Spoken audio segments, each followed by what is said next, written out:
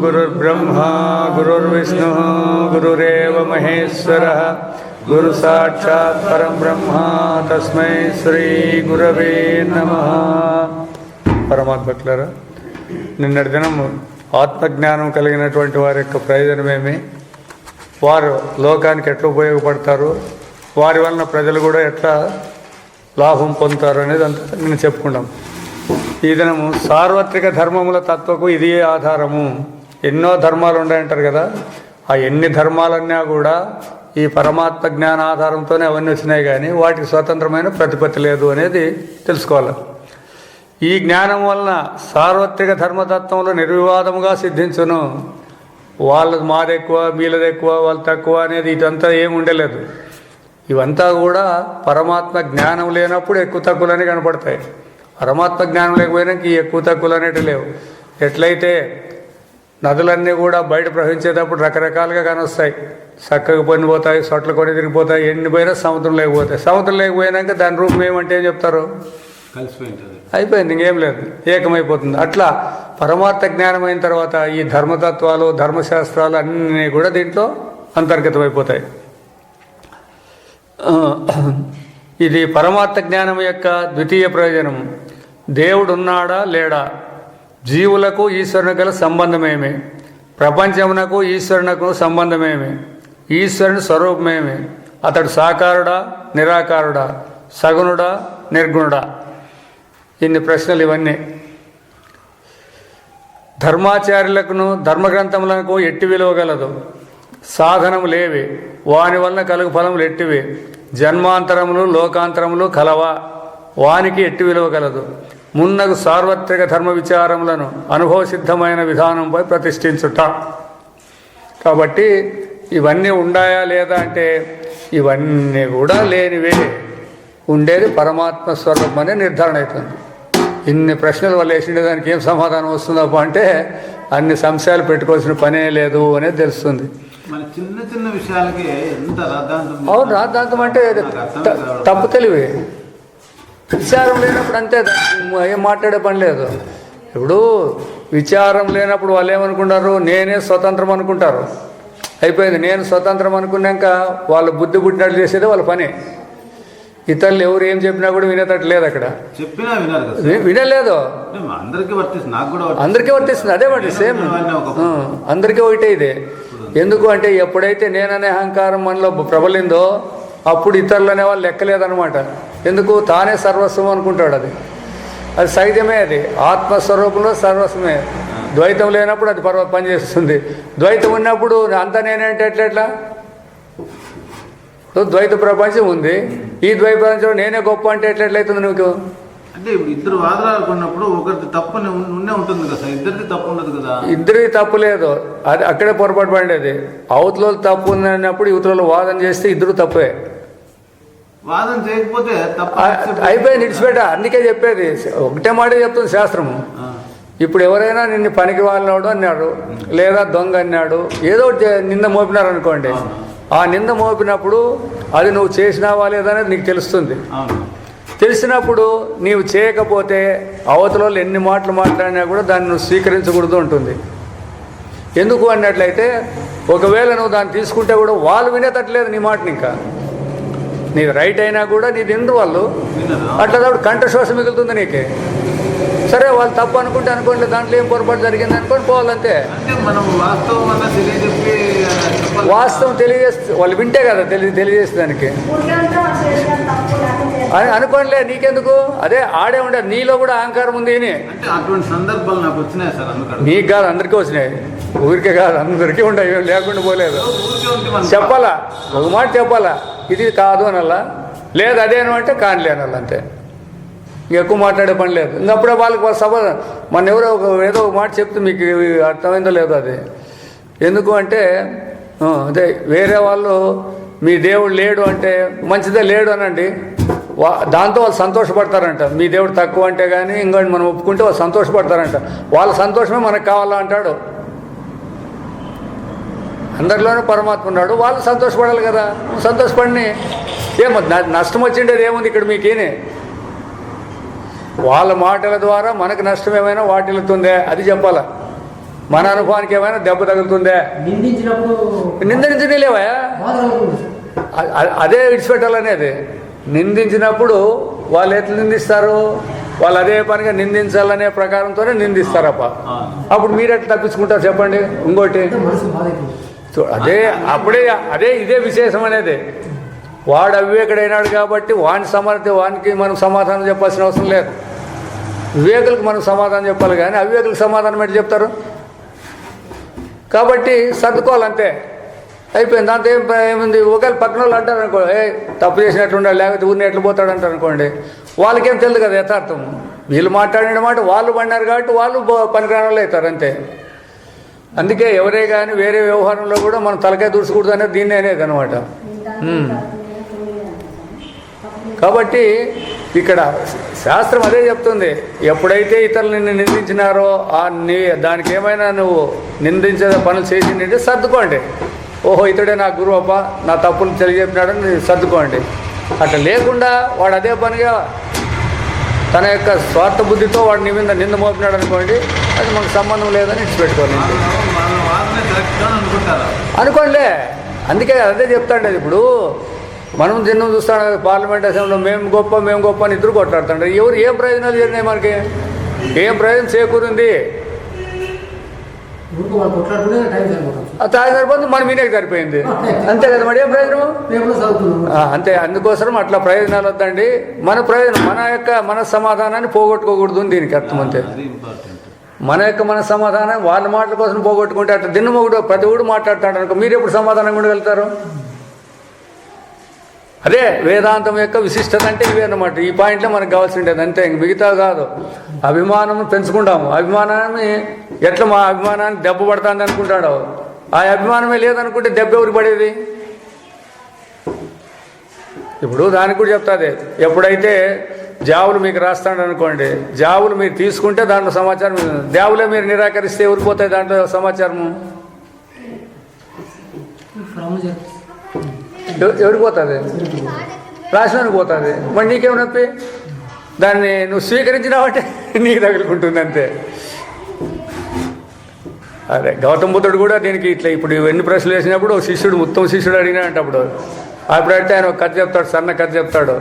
సరే ఎవడో ఇద్దరు పోతాడారు, ఒకడికి వచ్చి విషబాణం పడింది, విషంతో వేసిన బాణం పడింది. ఇప్పుడు వాడిని ఏం చేయాలా?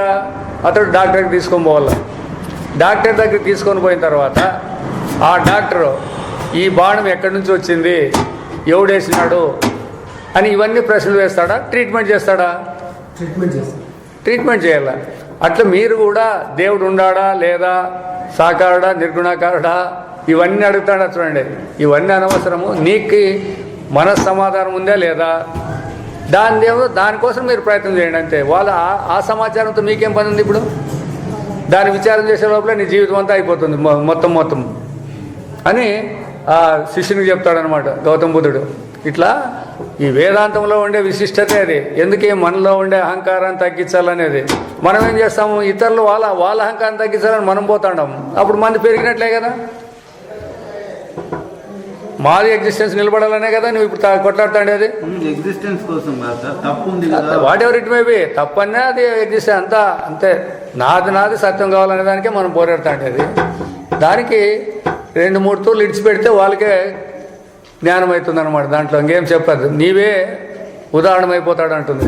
మన ద్వారానే వాడు నేర్చుకోవాల్సి వస్తుంది. ఓహో ఎన్నెన్నా కూడా వీళ్ళు లేదంటే నిష్కారణంగా మనం ఎన్నట్లయింది కదా అని వాళ్ళకి తెలుస్తుంది అప్పుడు.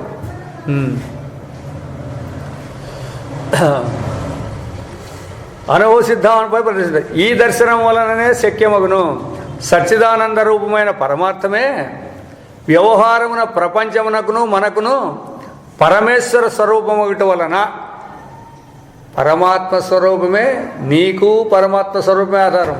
ప్రపంచం యొక్క వ్యవహారానికి అదే ఆధారం. ఇప్పుడు భేదం ఎక్కడుంది ప్రపంచం వ్యవహారం వేరే, నువ్వు వేరైతావా? ఈ రెండు కూడా నీ స్వరూపానికే సంబంధం అన్నమాట. ఈ ప్రశ్నలకన్నిటికీ సంతృప్తికరములకు సమాధానములు కనుగొనడం మిక్కిలి సులభము. ఇంతవరకు మనం ఏమనుకుంటే నేను వేరే వాళ్ళు వేరే అనుకుంటారు, ప్రపంచం వేరే నేను వేరే అనుకుంటాను. ఇంతవరకు మనం ప్రపంచానికి ఆధారము పరమాత్మే, నీ స్వరూపం నీకే, అంటే ఈ ఉపాధికి కూడా అదే ఆధారం అని. అప్పుడు దీంట్లో కొత్తగా మీరేందో కనిపెట్టేది, అంతటికీ పరమాత్మ ఆధారమైనప్పుడు మీకు వేరే వ్యవహారం అనేది కొత్తగా ఎక్కడి నుంచి వస్తుంది? వచ్చేదానికి అవకాశం లేదు. ఈశ్వరుడు సర్వవ్యాపకుడు అనే విషయం కేవలం నోటి మాటగా ఉండక, అదే ఊరిని మాటలు చెప్తే కుదరలేదు, ఇక్కడంతా అనుభవానికి తెచ్చుకున్నప్పుడే దీని ప్రయోజనం ఉంటుంది అని చెప్పేది. చాలామందికి అదే చెప్తాడు, చెప్పేదేమో చిలక పలకలు, చేసేదంతా వ్యవహారాలు పనికిరానివి. మాట్లాడుతున్నారు. మరి మనం అన్నట్లా ఇప్పుడు చాలామంది ఈ ఉపన్యాసకులు పెద్ద పెద్ద స్వాములు అనేవాళ్ళే అందరూ కోర్టుల్లో ఉండరు. కోర్టులకు ఎందుకు పోలే? వీళ్ళు సామాన్య జనులు కోర్టు వ్యవహారాలకు పోలే, వీళ్ళు ఎందుకు పోలే కోర్టులకి? అంటే వీళ్ళకి తత్వం తెలియదు. కాదు, వీళ్ళకి ఈ చెప్పే మహాత్ములు అని అంటారు చూడు, వీళ్ళకి కూడా తత్వం తెలియదు. కేసు పోతాడు, జైలు పోతాడు. అనవసరంగా వేసింటే పోతాడు, ఏమి భయమేమి? యాటికైనా కానీ అదేదో వాళ్ళు వేసింటారు కదా ఎదురుగా, ఆ ఎదురు వేసిండే ప్రూఫ్ అయితే పోతాడు, చేయకోకుండా ఉంటే ఎందుకు పోతాడు? హాజరు కావాల్సిందే. హాజరు కావాలంటే మళ్ళీ వకీలు పెట్టేది, ఇవన్నీ ఎందుకు? నీకేం సంబంధం? ఉంటుంది డైరెక్ట్గా పోయి వాళ్ళు ఏమో చేసిండేది మాట్లాడు, వాళ్ళు మాట్లాడితే వచ్చేసి అంతేగాని దానికి గెలిచాలని చెప్పి ప్రయత్నాలు చేసేది ఎందుకు? మీకు పరమాత్మే ఉండేదని చెప్పి అందరికీ చెప్పుకుంటూ వచ్చి ఇవన్నీ కూడా పనికిరానివని చెప్పి మీరు కోర్టులు పోతే ఎట్లా?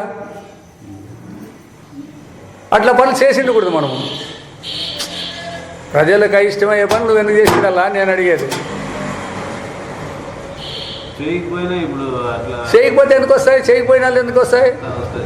ఎందుకు రావు? ఏమో రావు. అట్లా ఇప్పుడు వస్తాయని మనం అంటున్నాం, అదే వచ్చినట్లు కనపడినప్పటికీ కూడా దానికి విలువ ఉండలేదు అని చెప్పేసి శాస్త్రం. అంతే, వచ్చినట్లు ఉంటాయి, కాదనేకేం లేదు. తీర్మానం ఏమవుతుంది చివరికి? అనేది మనకి అది కావాలి, ప్రధానమైన తీర్మానం. పోయినంత మాత్రం చేతనే వాళ్ళేం గొప్పలు కాదు, వీళ్ళేం సన్నోళ్ళని కాదు. అక్కడ జనానికి నలుగురికి చెప్పేవాడు ఇతరులకు చెప్పించుకుంటే ఉండకూడదు అనేది ఒక రూలు. అదే చెప్తాడు కదా, ఆ గౌతమ బుద్ధుడు ఆ సరస్సు దగ్గరికి పోయి, కొలం దగ్గరికి పోయి పుష్పాన్ని పీక్కుంటాడు. అక్కడ కావలి ఉండేవాడు దండిస్తాడనమాట. ఏమోపా ఎందుకు అట్లా పీకిటివి, అది అట్లా అని. వీళ్ళు మాట్లాడేటప్పటికే ఓ రాజు కొడుకు వచ్చేస్తాడు.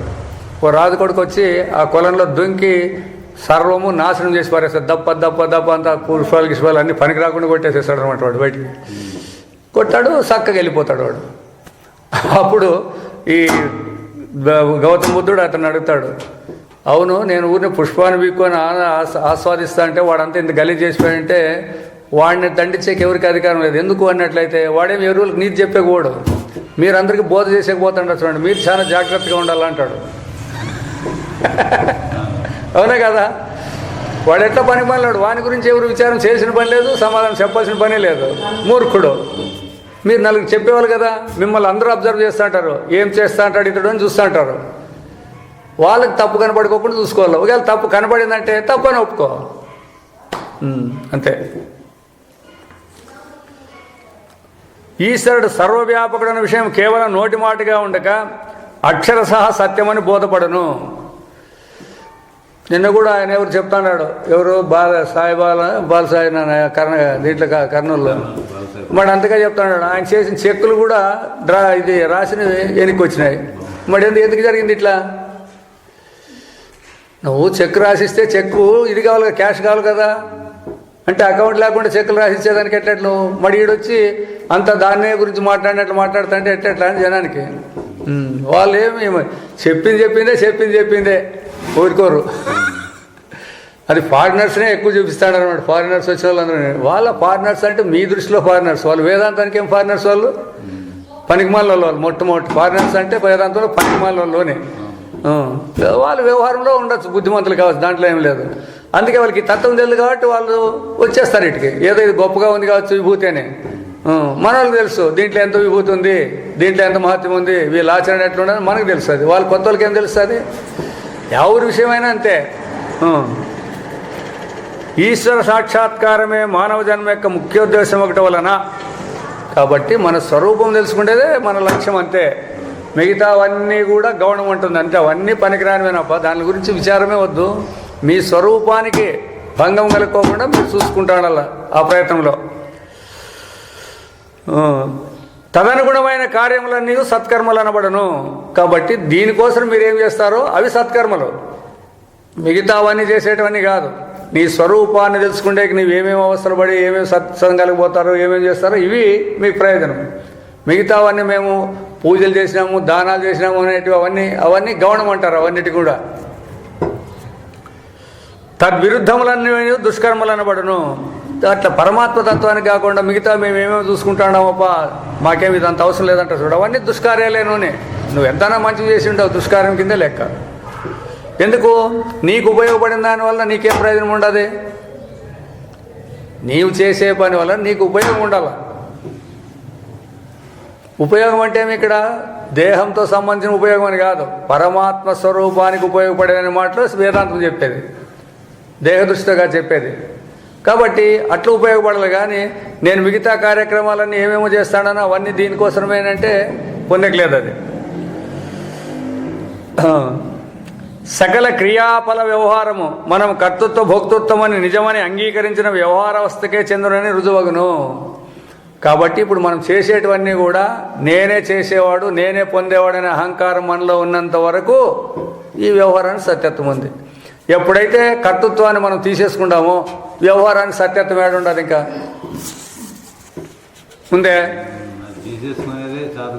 కానీ అందుకే ప్రయత్నం చెప్తుంది, దాన్నే మీరు తీసేసుకో, అదే సాధన అంటుంది. అంతే సాధన అంటే మీరు ఏదేదో చేసుకుని కూర్చుంటారు, అవి సహజంగా చేస్తారు. ఇప్పుడు ఎందుకంటే ఏ ఆటంకాలు లేకుండా మనం ఇంట్లో స్నానం చేసి పూజలు చేసేదానికి ఎవరు ఆటంకం ఉంది? అవి సాధన సరి జరుగుతుంది. ఈ వ్యవహారంలో ఇట్లా ఒడిదుడుకులు కలిగినప్పుడు దానిని ఏ విధంగా మనం ఫేస్ చేస్తామో దాన్ని ఎదుర్కొంటామో అప్పుడు మన సాధన అనేది బయటపడుతుంది. అప్పుడు శాంతి అంటే ఓర్పు ఉందా లేదా, సహనము ఉందా లేదా, ప్రేమ ఉందా లేదా, ఇవన్నీ బయటపడతాయి. కాబట్టి ధర్మంగా ప్రేమకు రిజల్ట్స్ ఏమప్ప అంటే ధర్మంగా ఉండేదానికే ఫలం ప్రేమ అని. అంతే. అది ఎక్కడ ప్రేమ? భగవంతుని ప్రేమ ఉండాలి, వ్యవహారస్తుల గురించి ప్రేమ కాదు. ఈ తత్వములకు అన్వయించు ఉపదేశ విధానమును అవలంబించిన గ్రంథములన్నీ ధర్మ గ్రంథములే. ఇట్లా తత్వాన్ని చెప్పేకి ఏ గ్రంథాలు వచ్చినాయో అవన్నీ కూడా ఉపదేశానికి వచ్చినవన్నీ సద్గ్రంథాలే.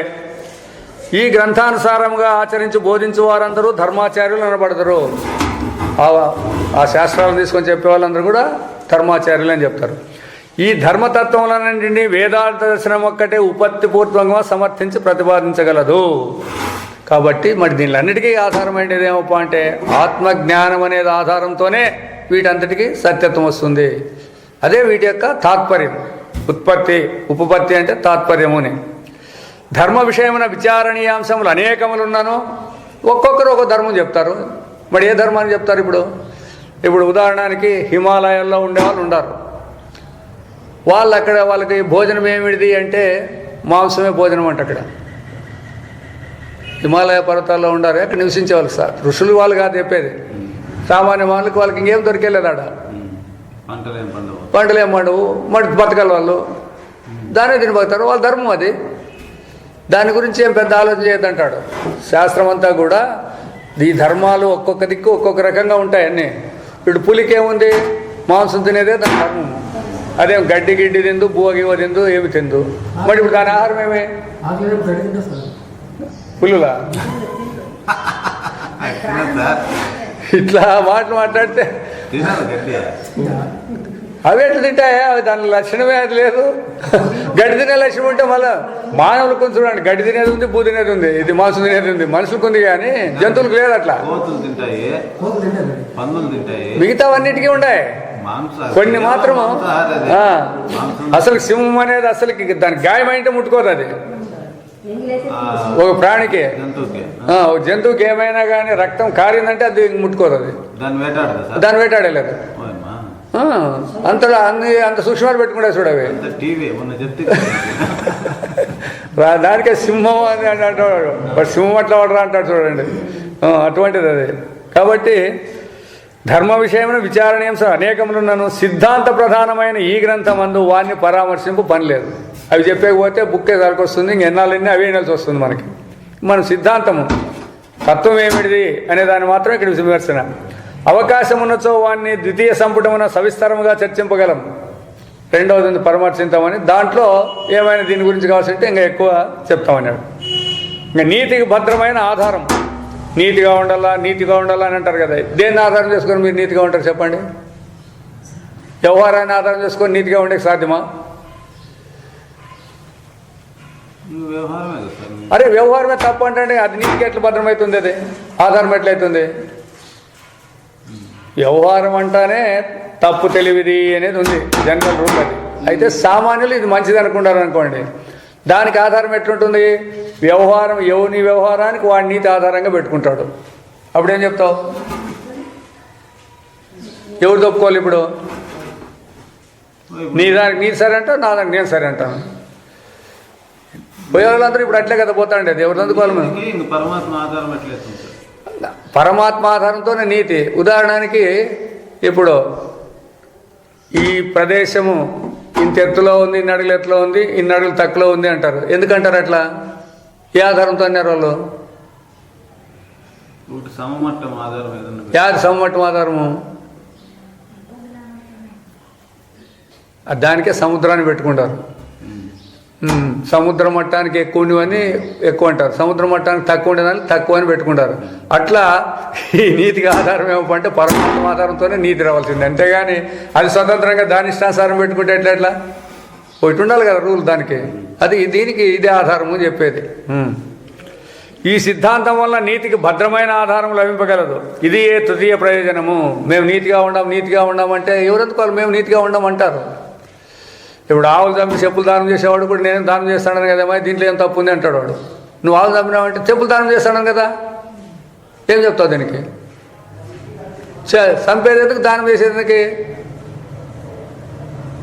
కాబట్టి రెండు ఇడిచిపెట్టాల్సిందే. అక్కడ నీ సంపూర్ణ దానం చేసిన నెస్టీ లేదు ఇక్కడ. దాన్ని చంపడము, పాపం తెచ్చుకోండి, దీన్ని చేసి పుణ్యం చేసి ఎట్లా ఎవరు చెప్పినట్టు నీకు? దీన్ని పోతారు, కుదరవు. అందుకే చెప్తానులే, రేపు చెప్తే కదా ఆ పుస్తకం వచ్చినప్పుడు చూసి చెప్తాను. తీర్థయాత్రలకు పోయే వాళ్ళ కథ, పూజలు చేసేవాళ్ళ కథ అంతా దాంట్లో అధ్యాత్మ సందేశాల్లో ఉన్నాయి. ఆ బుక్లో ఉంది అంతా. అదే తీసుకురావాలనుకోండి, ఇదంతా అయిపోయింది అని చెప్పి తీసుకుని రాలే, లేకపోతే అది తీసుకొని చెప్తా అంటే అది చెప్పినాకనే రేపు ముందు ఏమైనా కొత్తది మొదలు పెడదాం. ఎందుకు అంటే అవి తెలుసాల జనానికి. పూజ అంటే ఏమి, ఏదేది అన్నీ మొత్తం అన్నిటికీ ఏ విధంగా ఆధారం చేసుకొని మీరు చేయాలన్నీ. అది ధర్మం అనగా ఏమి, అధర్మం అనగా ఏమి, మనుష్యుడు సంఘమున ఎట్లు ప్రవర్తింపవలెను, రాజనీతి యొక్క ఉద్దేశమేమి, వర్ణాసమాధి విభాగములచే ఉపయోగం ఉన్నదా, మున్నగు ప్రశ్నలు నీతి విచారమున చేరి ఉన్నాయి. అవన్నీ దీనికి సమాధానమసుటకు పరమార్థ జ్ఞానమునకు అనుగుణమైనది సత్కర్మ. దానికి వలసిన సంకల్పం జనించు త్రికరణ వృత్తియే నీతి. త్రికరణము అంటే మూడు కరణాలు, మనస్సు, వాక్కు, ఇంద్రియాలు. ఈ మూడు ఒకటే పని చేయాలా అని. మనస్సులో ఏ సంకల్పం కలిగిందో దాన్నే నోటితో చెప్పాలా, దాన్నే ఇంద్రియాలతో చేయాల. మరి మనం ఇప్పుడు అట్లా చేస్తాడమ్మా అనేది చూసుకోవాలి. త్రికరణ శుద్ధి. ఎవడో దుర్మార్గుడు కనపడినాడు అనుకోండి, వాడిని ఏం చెప్తారు? లోనేమో వీడు పనికి మాలోడు అంటారు, బయటికి ఏమో చాలా మంచివాడు బుద్ధిమంతుడు అప్ప అంటావు. ఏం చేసినట్లయితే త్రికరణ శుద్ధి ఆడుంది మనకి. మరి అట్లా ఏం చేయాలంటే వాళ్ళతో మాట్లాడుకోకుండా పోవాలంటుంది అంతే. అట్లాంటి కొంచెం సర్దుకోవాలా. అదే జీవనం అంటే ఇంకేం కాదు, కొత్తగా ఏం లేదు. విధి లేదు కదా అంటే ఏం విధి లేకుండా ఏమవుతుంది? ఊరినే ఉండు, వాడు మాట్లాడిస్తే ఏదో మాట్లాడంతే. నువ్వు వాడిని పొగడాల్సిన పని, స్థుతి చేసిన పని లేదు కదా. నువ్వు అట్లా వాడు ఇట్లా వాడు చాలా మంచివాడు అని చెప్పాల్సిన పని ఏముంది మనకి? అది ఈ త్రికరణ వృత్తియే నీతి అను సామాన్యతత్వమును మూల సూత్రమని మనం ఇప్పుడు భావించవలేను. కాబట్టి నీతికి ఆధారం ఏమో అంటే అది మూల సూత్రం. ఇది నేనను స్వార్థ బుద్ధియే నీతికెల్లా విరోధి. మేము నీతిగా ఉన్నాము అన్నట్లయితే నేననేది మీ దగ్గర ఉందా లేదా చెప్పండి. ఇప్పుడు చెప్పండి. అయిపోయింది, అది అయిపోయింది. నీతి కాదు, విరోధి. ఇప్పుడు ఇక్కడ పొరపాటు పడతాను సార్. అహంకారం అంటే గర్వం అనుకుంటాను.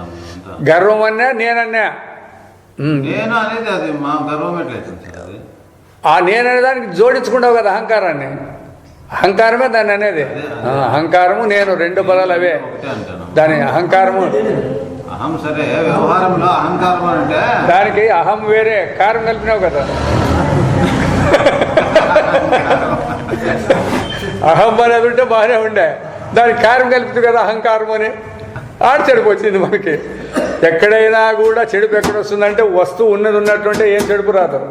దానికి రెండోది కలిసినప్పుడే. ఇప్పుడు పంచభూతాలు అనేటివి కూడా స్థూల భూతాలు ఎందుకైనా అంటే 5 రకాల గుణాలు కలిసినాయి కాబట్టి చెడిపోయినాయి అవి. ఏ దానికైతే ఏం చెడుపులేదు దాంట్లో. నేననేటప్పుడు చెప్తాడు బయటికి వ్యవహారంలో నేనన్నా ఎవరు చేయిస్తాడారు ఇవి? చేయించేది ఎవరు? భగవంతుడు చేయిస్తా అన్నాడు. నీకు స్వతంత్రం లేదు చేసేదానికి. నువ్వు స్వతంత్రంగా పుట్టినింటే ఎవరు సాయం లేకోకుండా నీవు చేయొచ్చు. నీవు ఎవరి ద్వారా సృష్టింపబడినావు? పరమాత్మ నుంచి సృష్టింపబడినావు. మరి నువ్వు పరమాత్మ మనిషి అవుతావు కానీ నువ్వెటు స్వతంత్రంగా ఉంటావు? కాబట్టి నేను ఇంట్లో పని చేసేటప్పుడు చెప్పు, బయట పని చేసేటప్పుడు ఏదన్నా చెప్పు, నీ సంకల్పం వచ్చేదానికి ప్రతిదానికి చెప్పు. ఇదంతా భగవంతుని యొక్క వ్యవహారము అంతే. ఒకటే పాయింట్. వ్యవహారానికి చెప్పండి పర్వాలేదు. నేనని ఇది ఎవరి ఇంట్లో అంటే మా ఇంట్లోనంటే ఏం తప్పలేదంటుండే. అయితే లోన్ ఎట్లుండాలా? భగవంతుదనే బుద్ధే ఉండాలి. మీకు ఉందే మనకు అట్లా అని. అదొకటే కావాల్సి ఉండేది ఇప్పుడు ఆలోచన. బయటికేం చెప్పండి, నేనన్నా కూడా ఏం ప్రమాదం ఏం లేదు అది. అయితే ఆ నేనే పెట్టుకొని ఇదంతా నాదంటారు చూడండి, అది దెబ్బ. బయటికి ఏం చెప్పమంటుంది, బాగా క్లియర్గా చెప్తుంది. ఎవరిది దీనిలో అంటే నా ఇంట్లో. ఇప్పుడు జీతగాడు అంటాడు కదా, ఎవరు శనికి పోతాడు అంటే మా శనికి పోతానంటాడు. వాందే సేను మరి వాడు అంటాడు అట్లా. వాడు అంటాడు అంతే. లోనే వానికి ఏముంటుంది? నాది కాదనే బుద్ధి ఉంటుందా లేదా? అట్లా మనం కూడా తయారు కావాలా అంటుంది. ఆ విధంగా వ్యవహారంలో మాట్లాడండి, ఏం తొందర లేదు. అయితే దాన్నే సిద్ధం చేసుకొని అట్లే కూర్చోకూడదు అని తాత్కాలికంగా సమాధానానికి అదంతే. నేనను స్వార్థ బుద్ధి నీతికెల్లా విరోధేవిడోలన నేనని అభిమానమును తుదముట్టింపవాలని సకల నీతి శాస్త్రములు బోధించుతున్నాయి. ఎవరి ధర్మమైనా కూడా నేననేదే కొట్టేయాలా అని చెప్తుంది అనమాట. జైన మతం అంటే నిన్న రాసినాడు, స్వామి రాసినాడు. జైన మతంలో చివరికి నేను పరమాత్మను చేరుకోవాలనేది అంటే లక్ష్యం దాంట్లో ఉండేది. జైనుల్లో వాళ్ళకి 6 ఇచ్చిన సిద్ధాంతాలు. ప్రతిదినం 6 కర్మలు చేయాలంట వాళ్ళు, న్యాయంగా అవి. పొద్దున్న లేచిన నుంచి 6 చేసే తీరాలంట. దాంట్లో చివరిది ఏదప్ప అంటే పరమాత్మను తెలుసుకోవాలనేది చివరి ముఖ్యం. మరి ఎంతమంది జైన్లు దాన్ని తెలుసుకునే ప్రయత్నం చేస్తున్నారు అనేది. అట్లా సిద్ధాంతాలు ఏమో అన్నీ బాగానే ఉన్నాయి. అయితే దానిలో ఆచరణలో పెట్టుకునేటప్పుడు ఎవరెవరికి దిక్కు తెలియకోకుండా వాళ్ళ బుద్ధిగా అనుగుణంగా చేసుకొని పోతూ ఉంటారు. కానీ మానవునికి నేనని రూపమెంతయో ప్రియకరముగానే ఉన్నది కదా, దీన్ని నేల తుదముట్టింపవలేను అని జటిల ప్రశ్న ఒకటి ఉదయించును. ఇప్పుడు నేననే దానికే కదా మనం ఇన్ని అవసరపడతాండేది. ఏదైనా కానీ సౌకర్యాలు అన్నీ కావాలనేది ఈ నేననే దానికే కదా. మరి దీన్నే మీరు లేకుండా చేయాలంటారు కదా. ఇది ఎట్లా సాధ్యమవుతుంది? ఎందుకు కానీ దాన్ని లేకుండా చేసుకోవాలా అనేది ప్రశ్న ఇక్కడ. ఇంతవరకు మానవ బుద్ధిచే ఏర్పడిన ఏ నీతి శాస్త్రం అందును దీనికి సమర్పకమైన ఉత్తరం ఇవ్వడలేదు. ఈ నేననేదాన్ని తీసేసుకోవాలంటే యా శాస్త్రాలు ఇంతవరకు చెప్పలేదు ఎందుకు తీసేసుకోకూడదు అనేది. కానీ వేదాంత దర్శనం దీనికి సమీచీనమైన ఉత్పత్తి లభింపగలదు. ఈ నేననేది తీసేసుకోదు. ఎందుకంటే ఈ నేననేవాడు నువ్వు స్వతంత్రుడు కాదు అని ఈడు మాత్రమే చెప్పేది. మిగతా వ్యవహారంలో చెప్పేది సాధ్యమవుతుందే? నేననేదాన్ని వ్యవహారంలో ఎవడు తీసేస్తాడు? తీసేసే సాధ్యమా? కాదు. వేదాంతంలో తీసేస్తుంది. నేనంటే ఎవరు? నువ్వు నీ నిజ స్వరూపమేమే. ఇదేనా ఇప్పుడు నేననేదానా నీ నిజ స్వరూపము? విచారం చేయి అంటుంది. విచారం చేస్తే ఎగిరిపోతుందా లేదా? నిద్రలో నేననేది ఎగిరిపోయిందా లేదా మీకు? మరి మిగతా సాడు ఎగరగొట్టండి. కాబట్టి వేదాంతంలో దీన్ని తీసేసే సాధ్యమవుతుంది, కానీ వ్యవహారంలో ఈ నేననేవాన్ని తీసేసేకి ఎవరికి సాధ్యం కాదు. ఎట్లా నేనన్నదే మనకు అన్నిటికంటే ప్రియమైన రూపమైనప్పటికీ, ఎందుకంటే ఏం చేయాలన్నా ఈ నేననేవాడు ఉండాలి. ఇక్కడ ప్రియమైనప్పటికీ ఈ నేను పరమార్థం కాదు. ఇప్పుడు మనం నేను అనుకుంటాను చూడండి, ఇది సత్యమైనది కాదు ఇది. ఎందుకు అంటే సచ్చిదానంద స్వరూపమైన మన ఆత్మయే నిజముగా పరమార్థము, మన నిజస్వరూపం పరమాత్మ. మీరు ఇప్పుడు అనేది ఏమిటి అదంటే సదాభాసము, ఉన్నట్లు కనబడేది, చిదాభాసము, తెలుసుకున్నట్లుండేది, తర్వాత సుఖానుభాసము, మాకు ఆనందమైంది అన్నట్లు ఉన్నాయి మన పదాలన్నీ. నిజంగా ఉనికి లేదు, నిజంగా జ్ఞానము లేదు, నిజంగా ఆనందము లేదు. ఈ నేనుకి ఉందే లేదు. అయితే దానివల్ల అహంకారమే వ్యవహార దశ యందు నేను ప్రసిద్ధమై ఉన్నది. పరమాత్మ స్వరూపం ప్రసిద్ధంగా ఉంటే వ్యవహారంలో యాది ప్రసిద్ధమప్ప అంటే అభాస్తో కూడుకున్నటువంటి నేననేదే ఏదైతే లేదో అదే నేనని ముందుకొచ్చి నిలబడతాను. కాబట్టి మన నిజస్వరూపము దీని వెనక మరుగుపడినట్లు అవుతుంది. ఇది వచ్చి ముందు నిలబడతాను. దీని సమాచారం తెలుసుకుంటే ఇది లేదు కాబట్టి నేను పరమాత్మ అని మనకు బోధపడుతుంది. దీన్ని తెలుసుకోనంత వరకు ఇది వచ్చే ఇదే ముందు నిలబడతా ఉంటుంది, నేనేది. దీనిని తగ్గించుకున్నచో దీని వెనుక నుండి నిజమైన మన సచ్చిదానందమైన ఆత్మతత్వం అవ్యక్తమగును. ఎంత దీన్ని తగ్గించుకుంటే అంత మనం బుద్ధిమంతులవుతాం. మహాత్ములు దాన్నే చేసుకుంటేది అంత ఇంకేం లేదు. వాళ్ళు ఏదో గొప్ప గుణాలు ఉన్నాయంటే ఏ గొప్ప గుణాలు ఉన్నాయి, ఈ నేననే అహంకారం తీసేసుకుంటారు, కూర్చుంటారు, అంతే అయిపోయింది. ఇంకా అదే మన సకల వ్యవహారం యొక్క ప్రధాన ఉద్దేశము. దీన్ని తగ్గించుకునేదే మనం వ్యవహారం చేసుకోవాలా. మనం ఏం చేస్తాం, పెంచుకుంటాం దీన్ని. వ్యవహారం ద్వారా నేననే దాన్ని బిర్రు చేసుకుంటాడారే కానీ వ్యవహారం ద్వారా నేననే దాన్ని తగ్గించుకోవాలా. అవును నేను అంటాను కదా, ఏం నాకు శక్తి ఉండదు, స్వతంత్రమైన శక్తి ఏముండదు. ఒక్కటి చెప్పండి చూస్తాము.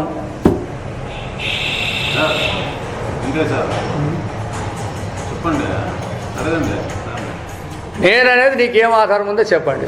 ఇప్పుడు చేతితో రాస్తానని అంటాడు, కరెక్టే. నోటితో మాట్లాడతానంటావు, కరెక్టే. అయితే నోటితో మాట్లాడుతాను అనే దాని శక్తి ఎవరిది? నోరుదే, పరమాత్మ. రాస్తాననే శక్తి మరి ఇప్పుడు నేనని పగలాలంటాడు కదా నువ్వు.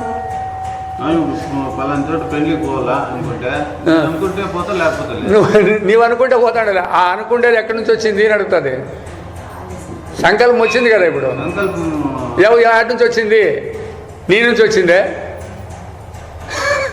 చైతన్యం నుంచే రావాలి సంకల్పం రావాలంటే.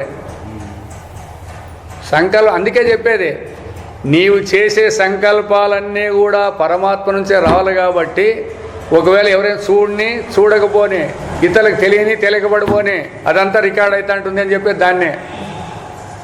చిత్రగుప్తుడు అంటారు కదా, చిత్రగుప్తుడు అంటే ఆడో ఉండి రాసేవాడు కాదు, తన స్వరూపంలో నుంచే రావాలి. ఏమన్నా నువ్వు అనుకునేది వాడికి చెడు చేయాలన్నా నీ నుంచే రావాలా, వాడికి మంచి చేయాలన్నా సంకల్పం మాట నుంచే కదా రావాల్సి ఉండేది. ఆయన తెలిసిపోతుంది కదా, రికార్డ్ అయి ఉంటుందాడా. ఆ సంకల్పం ప్రకారమే నువ్వు బయటికి వచ్చినాక దాన్ని నేను పోతానని చెప్తావు, కోరిక అవుతుంది. అది మొదటి సంకల్పము, తర్వాత వాక్ ద్వారా వచ్చినప్పుడు కోరిక, తర్వాత దాన్ని ఇంద్రియాలతో చేస్తే కర్మ. స్వతంత్రం ఏం లేదు నీకే. అనుకో చేయబోయి నేను పెళ్లికి పోతానంటాడు కదా, లేదు నేను పరమాత్మ కావాలని సంకల్పం చేయమడి, దానికే వద్దు. కాదు అవుతుంది. ఆ సంస్కారం లేదు మనకి ఇంకా. ఇంతే, దాంట్లో ఇంకేం పెద్ద క్వశ్చన్ కాదు. నీకు ఇంకా ఈ వాసనలు అనేటివి ఉన్నాయి కాబట్టి నీ ముందర అది రానిదు త్వరగా. అందుకే ఇప్పుడు కనీసము ఇవన్నీ కూడా విడిచిపెట్టి అంత మాత్రమే వచ్చి కూర్చుంటారు కదా ఇక్కడ. అంటే దానిలో ఉధృతం తగ్గింది, సంకల్పాల ఉధృతం తగ్గింది కాబట్టే మనం వేదాంతం వినేకొచ్చేది. సంకల్పాల ఉధృతం ఉందంటే వినేకొచ్చే కాయలేదు ఎవరికి. నాకు ఆ పని ఉంది, ఈ పని ఉందని చెప్తారు. అవును, అదే అయిపోయింది. అందుకే దేని కూడా పరమాత్మ సంకల్పంతోనే వచ్చినావు, పరమాత్మ సంకల్పంతోనే వ్యవహారం చేస్తాను అనేది కూడా రావాలా. నా సంకల్పంతో వ్యవహారం చేస్తాను అనకూడదు. ఆడే పొరపాటు పడింది అనమాట అందరూ. అందుకే మ్యాన్ ప్రపోజెస్ గాడ్ డిస్పోజెస్ అంటారు కదా. నువ్వేం ప్రపోజెస్ దండిగా చేసినావు, డిస్పోజ్ చేసేది ఎవరు? ఆయనగా చేస్తాడు. ఎవరికి ఎంత ఎలిజిబిలిటీ ఉందంటే దాని ప్రకారం ఇచ్చుకుంటూ వస్తాడు. మేమేం కోరికలు దండిగా పెట్టుకుంటావు, లిస్టు పెద్ద చాంతాడంతా రాసి పెట్టుకుంటావు. ఇచ్చేదేవుడు? ఇచ్చేది తాను కదా. నీకెంత అర్హత ఉందో, నీ సంస్కారం ఎంత ఉందో, నీ యోగ్యత ఎంత ఉందో అని బట్టి నీకు ఇస్తా వస్తుంటాడు. మనం దండలాడుతున్నాం. ప్రపోజల్స్ నీవి ఉన్నాయి, ప్రపోజల్కి సంబంధం లేదు. డిస్పోజల్స్ ఏమొస్తాయి, దాన్ని స్వీకరించే యోగ్యత ఉండాలి మనకి. భగవంతుడి నుంచి ఏమి సంభవిస్తాడాయో ఇదే మన ఒరిజినల్ యోగ్యత రాలేదు, అది రావాలా. ఏడుపే మిగులుతుంది. ఎందుకు మిగులుతుందంటే నీవు కల్పించుకుంటావు ఏడుపుకి ఆధారము. ఏడుపు నీవు ఆధారం కల్పించుకుంటావు, కానీ భగవంతుడు ఎందుకు ఏడిపిస్తాడా మిమ్మల్ని? ఏం పని ఉంది ఆయనకి ఏడిపించేదానికి? అందుకేనమ్మా చెప్తే కదా, ఇక్కడ ఇదంతా అనుభవం. ఇదే వేదాంతం అంటే ఏదో ఉపనిషత్తులు చెప్పుకుంటూ పోయేది కూడా కాదు. ఆ ఉపనిషత్తుల యొక్క అనుభవాన్ని మన దైనందిన జీవితంలో కూడా చెప్పుకుంటూ రావాలా. జోడించుకుంటే వ్యవహారం సత్యత్వం తెలిసిపోతుంది. అప్పుడు మనకు మనసు సక్రమంగా నడిచేదానికి, వ్యవహారం చేసేదానికి సరిపోతుంది. అవన్నీ ఏమి తెలియకోకుండా మనం ఏమో చేయాలని పోతా అంటే ఎట్లా పోతుంది? అదే అడ్డం పడతారు. ఆధారం ఇది.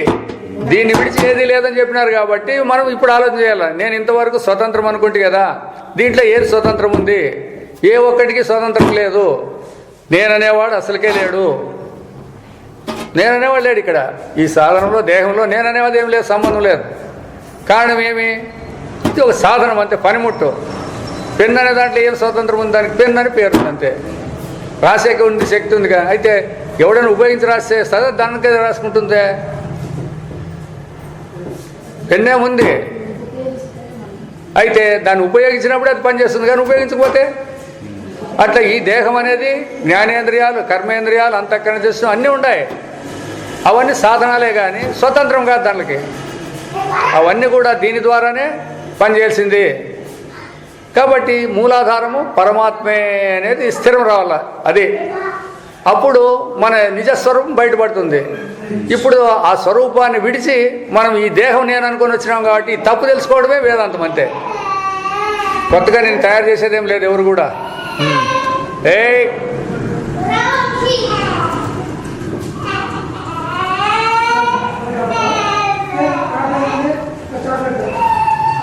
కాబట్టి అదే మన సకల వ్యవహారం యొక్క ప్రధాన ఉద్దేశం. అంటే స్వరూపాన్ని తెలుసుకునేదే ఈ వ్యవహారం కావాలి. కానీ దీంట్లో ఎంత సంపాదించినాము, ఎంత కూడిపెట్టినాము, దీంట్లో పేరు ప్రతిష్టలు తెచ్చుకుంటే నీకు అవసరం లేదు. ఇది మంది సొమ్ముకు నువ్వెందుకు పెద్ద మనిషి అవుతావు? పరమాత్మ వ్యవహారంలో నువ్వెందుకు పెద్ద మనిషి అవుతావు? దీంట్లో ఆయన చేపించే దాంట్లో నీ పెత్తనమే ఉండదు. చెప్పిన పని చేయాలంతే. కసు ఉడ్చమంటే కసు ఉడ్చు, పూజ చేయమంటే పూజ చేయి, నీళ్ళు మోయమంటే నీళ్ళు మోయి, వంట చేయమంటే వంట చేయి, జమకాణాలు ఎత్తామంటే ఎత్తే, అంతే అంతే. అది త్రికరణ శుద్ధిగా చేయాలి అంతే. భగవంతుడు నీకు ఏది ఇచ్చినాడో దాన్ని త్రికరణ శుద్ధిగా ఉండాలా. ఓహో, నా యోగ్యతకి, నాకు జన్మకి, ఈ సంస్కారానికి ఇచ్చినాడు కాబట్టి దాన్ని తప్పకుండా చేయాలా, అయిపోయింది. అదే చాలంటుంది శాస్త్రం. త్రికరణ శుద్ధి ఎవరికి ఉందో వాళ్ళకి ఏ వ్యవహారం అయితే ఇచ్చేవాడిని, అది వ్యవసాయం కావచ్చు, ఉద్యోగం కావచ్చు, ఏదైనా కావచ్చు. ఆ ఎవరు అనేదే పెద్ద పొరపాటు. వాళ్ళు కూడా అందరూ దీంట్లో పడిన వాళ్ళే కదా. ఆడే వచ్చిండే చిక్కు చూడు. వేరే ఎరువులు కాదు, వాళ్ళందరూ కూడా పరమాత్మ యొక్క వ్యవహార వ్యవస్థలే. వాళ్ళు ఇటు వచ్చిండే దానికోసమే వచ్చిండేది వాళ్ళు కూడా. కాబట్టి వాళ్ళు ఈ వ్యవహారానికే వచ్చినారు. వాళ్ళేం కొత్త? బంగారులో నుంచి వచ్చిన ఆభరణాల్లో ఏదైనా బంగారే, దాంట్లో కొత్త ఏముండదు. ఇంకోటి దాని గురించి మనం ఆలోచన చేసే పని, నీ పని ఇప్పుడు ఏముందో నీ పని నువ్వు చేయి అంతే. ఇది త్రికరణ శుద్ధి. కాబట్టి కావున తదనుగుణమైన నీతిని అనుసరింపాలంటే వేదాంతానుగుణమైన నీతి శాస్త్రము. కాబట్టి ఈ వ్యవహారానికంత ఆధారం పరమాత్మ స్వరూపము. పరమాత్మ స్వరూపాన్ని గుర్తించేదే మన జీవిత లక్ష్యము. కాబట్టి దానికి తగినటువంటి కర్మ చేసేదే నీతి. నీతి అంటే అదేదో పైనుంచి వచ్చింది అనుకునే పని లేదు. దీనికి అనుగుణంగా పనిచేయాలి. ఈ విషయమును ద్వితీయ సంపుటమునంగా విస్తారంగా ప్రతిపాదించగలము. ఇంతేకాదు, ఈ నీతిని గురించి ఇదంతా గురించి ఇంకా రెండో దాంట్లో ఇంకా ఎక్కువ. వేదాంతం అంటే ఏమి, వ్యవహారం అంటే ఏమి, వేదాంతం యొక్క ప్రయోజనం, ఇట్లంతా దాంట్లో విశ్లేషణ చేసుకుంటూ వస్తారు. దాంట్లో ఉపనిషత్తుల యొక్క వ్యవహారము, ఇతర మతస్థులు, ఇతరుల యొక్క దర్శనకారులు అన్నీ చూపించుకుంటూ వస్తారు. దాంట్లో లౌకిక శాస్త్రములకు లభ్యమగు అమూల్యత చూడండి. ఈ లౌకిక శాస్త్రాలు ఉన్నాయి ఇప్పుడు, ఇవన్నీ దీనిలో కూడా విలువే వస్తుంది. ఎప్పుడు దాని ప్రకారం చేసినప్పుడు. అట్లా కాకుండా దీనినే ఇవే సత్యం అని చేస్తే దీనికి విలువ లేదు. ఈ దృష్టి సకల లౌకిక శాస్త్రములకు మిగిలిన ఆధిక్యతయు అమూల్యతయు ప్రవర్తించును. ఇప్పుడు ఆత్మసత్యం జగన్మిథ్య అన్నారు. అన్నప్పుడు జనం ఏమనుకుంటారు? ఆత్మే సత్యము, జగత్తు మిథ్య అంటే లేనిది అన్నారు. అయితే వేదాంతం ప్రకారము జగత్తు అంటే పరమాత్మ అనేది వస్తుంది. మరి దానికి విలువ ఎక్కిందే తగ్గిందే? మరి అయితే మనం మిథ్య అంటే ఇంకేం లేదు కదా అని మనం ఇట్లే చేతులు వేస్తాం. దాన్ని ఎట్లగా అన్వయం చేసుకోవాలనే జ్ఞానం లేదు మనకి. నామరూపాలు సత్యమని మీరు అనుకుంటారు. నామరూపాలకు మూలమైనది పరమాత్మ కాబట్టి పరమాత్మత ప్రపంచం సత్యము, నామరూపత మిథ్య. నామరూపాల ఆధారంతో మిథ్య, నామరూపాలకు ఆధారమైనంత సత్యము. ఇప్పుడు ఆభరణం అనేది నెక్లెస్ అనేది నామము రూపము, దానికి ఆధారమైనది ఏది? బంగారు సత్యము. నామరూపాలు తోపిక, తోచేటువంటివి అవి. మరి ఇప్పుడు విలువ ఎక్కడ పోతుంది? నెక్లెస్ అన్నా కూడా విలువ ఎక్కడ పోతుంది? బంగారు విలువ బంగారుకి వస్తుంది. దాన్ని గుర్తించితే, పరమార్థాన్ని గుర్తిస్తే అది వస్తుంది, లేకపోతే నెక్లెస్కే విలువ ఉంటుంది. మా నెక్లెస్ పోయినా పో అంటారు, బంగారు పోయిందనే లేదు. మా నెక్లెస్ పోయింది, మా గొలుసు పోయింది అంటారు. పోయినది బంగారే. బంగారు పోయిందని అంటారు మళ్ళా. అయ్యా ఎట్లయినా కూడా మొదటి పదాలు ఇవేనా కాదా? అదే బంగారే పోయింది, అదే నెక్లెస్ బంగారు. అట్లా ఈ వ్యవహారంలో కూడా ఇంతే. లేవు, లేని వీని ఉండాయా? ఆధారాన్ని మాట్లాడా అంటే చూడు, ఆధారాన్ని ఇచ్చి నువ్వు నామరూపాలు సత్యం అంటే ఎట్లా? నామరూపాలు అంటే సత్యం, వ్యవహారానికి పెట్టుకోండి పేర్లు అవి, పెట్టుకునే పేరే కానీ అది సత్యమైన వస్తువు కాదే.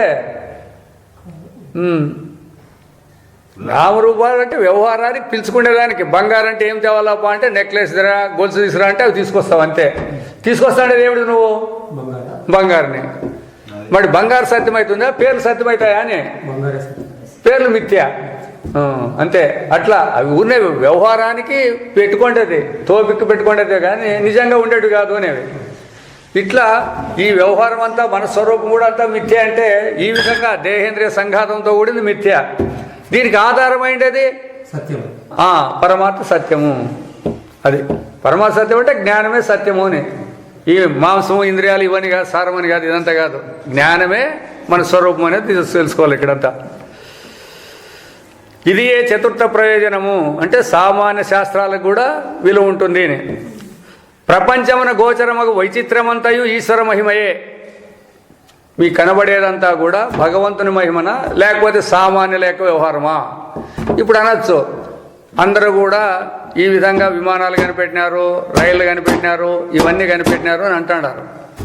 ఈ రైలు కనిపెట్టి ఈ రైలుకి అంతా కావాల్సినటువంటి పదార్థం అంతా ఎటు నుంచి దొరికింది? మీకు పంచభూతాల నుంచి దొరికిందే, మీ నుంచి తయారు చేసినారా? మరి పంచభూతాలు ఎవరి నుంచి పుట్టినాయి? మరి ఇదంతా విచిత్రం అంతా ఎవరిది? మరి దేవుడు తెలివించిన అంటే నీదే ఉంది. తడుకోపా ఉండి ఉండి ఉండి బ్యాంక్ వాళ్ళు నీకు దుడ్లు ఇచ్చినారు, బ్యాంక్ వాళ్ళు గొప్పల్లా నీకు?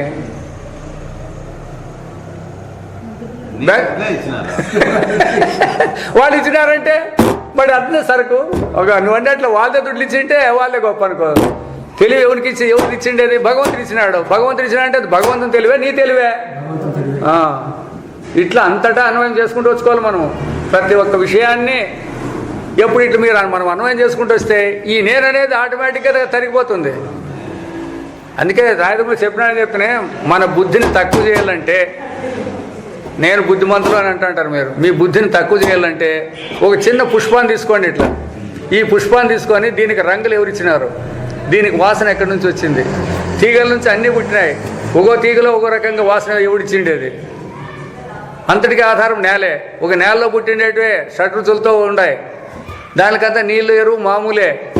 మరి అయితే ఒక్కో విత్తనంలో ఒక్కో రకమైన ఎందుకు వచ్చింది చెప్పండి? ఇవన్నిటి కారణాలు. ఈ కొండలు ఉన్నాయి, కొండల మీద రాళ్ళు ఎట్లా నిలబడినాయి? ఎవడు ఎత్తిపెట్టినాడు దాని మీద? పడేకి ఇట్లే ఇట్లున్నట్టుంటాయి కానీ ఎన్నాళ్ళునే పడవు కదా.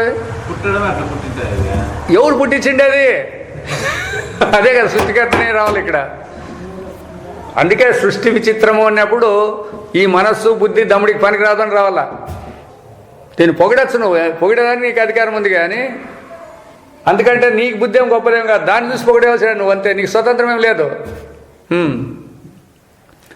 ఏలైన ప్రపంచం ఈశ్వరుని కంటే భిన్నముగా లేదు. అది ఎట్లయితే ఆభరణం బంగారు కంటే భిన్నం లేదు కాబట్టి నెక్లెస్ ఎంత బాగుందన్నా బంగారు నేను బాగుందంటాడు కానీ ఇంకేం వేరేం కాదు. అది అదని ఒకనొక విభూతి. ఈ విశ్వమంది ఏ యొక్క విభాగమందలి విశేషములను విశదీకరించి సూచించినను ఆ పరమేశ్వరుని మహిమనే వివరించినట్లగును. మీరు ఏదైనా తీసుకోండి, భూమిని తీసుకోండి, నీరుని తీసుకోండి, అగ్నిని తీసుకోండి, వాయువుని తీసుకోండి, ఆకాశాన్ని, దీనితో తయారైన వస్తువుల్ని ఎవరైనా తీసుకోండి, భగవంతున్నే మీరు స్తుతిస్తాడారు, పొగుడుతాడారు, దాన్నే ఉపయోగించుకుంటాడాము. ఈ దృష్టిచే సకల భౌతిక శాస్త్రంలో అధ్యాత్మ విద్య యొక్క ఒక భాగమే అని బోధపడును. మన శాస్త్రాలన్నీ కూడా ఈ యొక్క అధ్యాత్మ విద్యలో ఒక భాగమే కానీ కొత్తవేగా, ఇవి స్వతంత్రంగా లేవు అని. ఇట్లే బాహ్య విషయం ఎరుగుటకు సాధనమైన మనస్సు. ఇప్పుడు మనం అందరం ప్రపంచం ఉంది అని చెప్తాడాము. ఈ ప్రపంచం ఉందని మీరు దేంతో గుర్తిస్తాడారు? మనస్సుతో. మనస్సు అనే దాన్ని తెలుసుకొని ఇది ఉందని అలా. సచ్చిదానంద స్వరూపం యొక్క హస్తదర్పణమై ఉన్నది. ఆ చేతిలో అద్దం ఉంటే ఇది కనపడుతుంది కదా, అట్లా ఇది భగవంతుని చేతిలో ఉండేటువంటి ఒక అద్దం ఉన్నట్లు ఈ మనస్సు అనేది. ఈ మనస్సును తెలియవచ్చు ఉనికి. ఉంది అని అంటాడు చూడండి, ఇది ఉనికి. ఎరుక, తెలిసింది అంటాడు చూడండి, ఆ ఎరుక. సుఖములను ద్వార సాధనములుగా చేసుకొని మనం పరమార్థమును కనుగొంటున్నాము. పరమార్థాన్ని ఎట్లా గుర్తిస్తున్నామంటే ఉనికి, ఎరుక, ఆనందము. వీటిని తెలుసుకుంటే ఏముంది? మనస్సే ఆధారంగా ఉంది. ఈ మనస్సు ఎవరిది? ఇది పరమాత్మ. అర్థం, చేతుల అర్థం అంటే చేతుల అర్థమే ప్రతిబింబం చూస్తుంది, దానికే స్వతంత్రంగా చూపించే యోగ్యత లేదు. అందుకే ఇప్పుడు ప్రతిబింబానికి ఆధారము అర్థమా లేకపోతే బింబమా అని వస్తుంది. బింబం. ఇప్పుడు నీ ప్రతిబింబాన్ని చూపి. నేను అడిగిండేదేమే, బింబం ఆధారమా అర్థం ఆధారమా అని అన్నావు.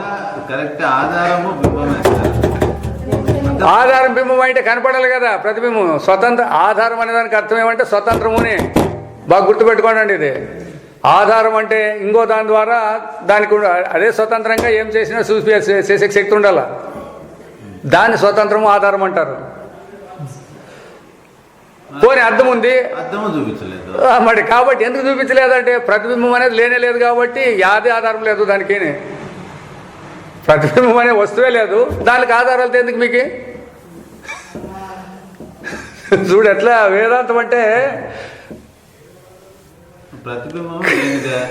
ప్రతిబింబం లేనిదే. లేని దానికి మీరు ఆధారాలు పెట్టుకుంటే ఎట్లా అని. లేని దానికి ఆధారం ఎట్లా దొరుకుతుంది మీకు? విచారానికి రావాలి ఇవన్నీ. దాని చూసి ప్రతిబింబాన్ని మాట్లాడుతాంటే రియల్ వరకు కరెక్టే. ప్రతిబింబం అనే స్వతంత్రం ఉంటే దానికి ఏదో ఒకటి ఆధారం. స్వతంత్రం లేని దానికి ఆధారాలతో ఏం పని ఉన్నాయి? స్వతంత్రం ఉంటే ఆధారం. అందుకే మరి చెప్పేది అదే చెప్తాడు. ఇప్పుడు చెప్తాడు, ఈ ప్రపంచం అనేది కూడా స్వతంత్రంగా ఉంటే మనకు బాధ లేదు, లేదా ఈ నేను అనేవాడు స్వతంత్రంగా ఉంటే కూడా మనకేం బాధ లేదు. స్వతంత్రమా? నేనుండానని అంటాడు. నేనుండాననేది నీకు స్వతంత్రమా? ఏ ఆధారంతో నేను చెప్తాను నేనుండానని చెప్తారు? చెప్పండి. మొదటిది అందరి దగ్గర మాట్లాడతాడు నేనుండానని అంటాడారు కదా. ఏం ఆధారంతో నేనుండాను అంటాడు?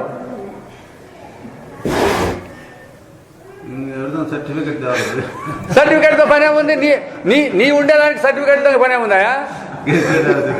కాదు, గెజిటెడ్ ఆఫీస్ సచిపోయిన కూడా ఇస్తాడు. నేనుండాలని నువ్వు ఎదురుకుంటావు కదా. ఇప్పుడు ప్రత్యక్షానికి ప్రమాణాలతో పనే ఉంది నేను అడిగేది. నువ్వు చెప్పాలి కదా. ఇప్పుడు ఎట్లా మేమెందుకు ఒప్పుకోము? చెప్పు, నువ్వు రూల్ చెప్తే ఒప్పుకుంటా. నేనుండాననే దానికి ఇది ఆధారం ఒప్ప అని చెప్పు.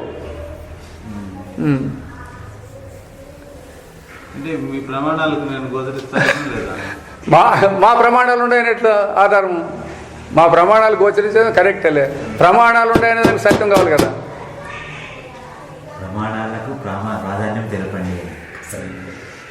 అందుకే నేనుండాను అనే దానికి చాలా మంది ఏమంటున్నారు, నేను నీకు కనపడతాను కదా, నేను మాట్లాడుతాను కదా, అందువల్ల నేనుండానా లేదా అది మాత్రం తెల్దా అని అడుగుతాడు. అట్లా అడుగుతారు. అట్లా అంటే నువ్వు మాట్లాడుతా అంటేను కనబడతానే ఉంటావు, లేకపోతే లేదనే కదా నువ్వు అనేది. అనేవు కదా అన్నమాట. ఇప్పుడు స్వప్నంలో కూడా మనుషులు కనబడతా అంటారు, మాట్లాడుతూ అంటారు. వాళ్ళు సత్యమా?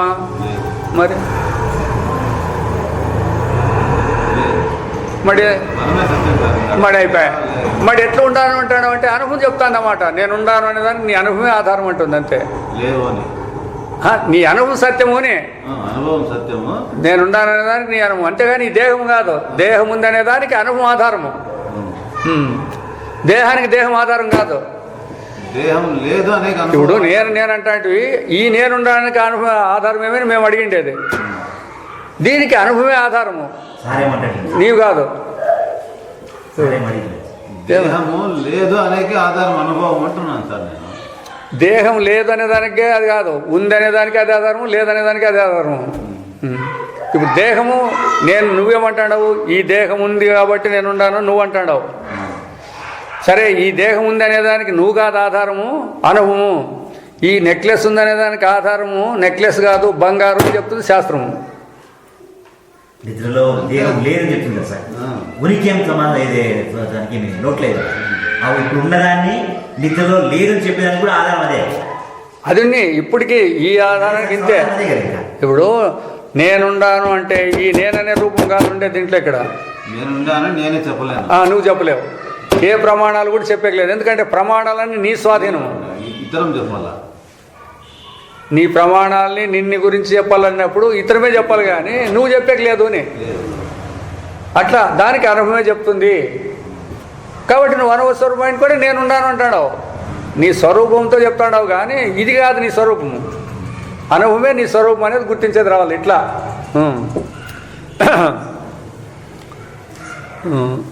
మనస్సు చేతనే మానవుడు దానవుడుగాను దేవతగాను మారుతున్నాడు.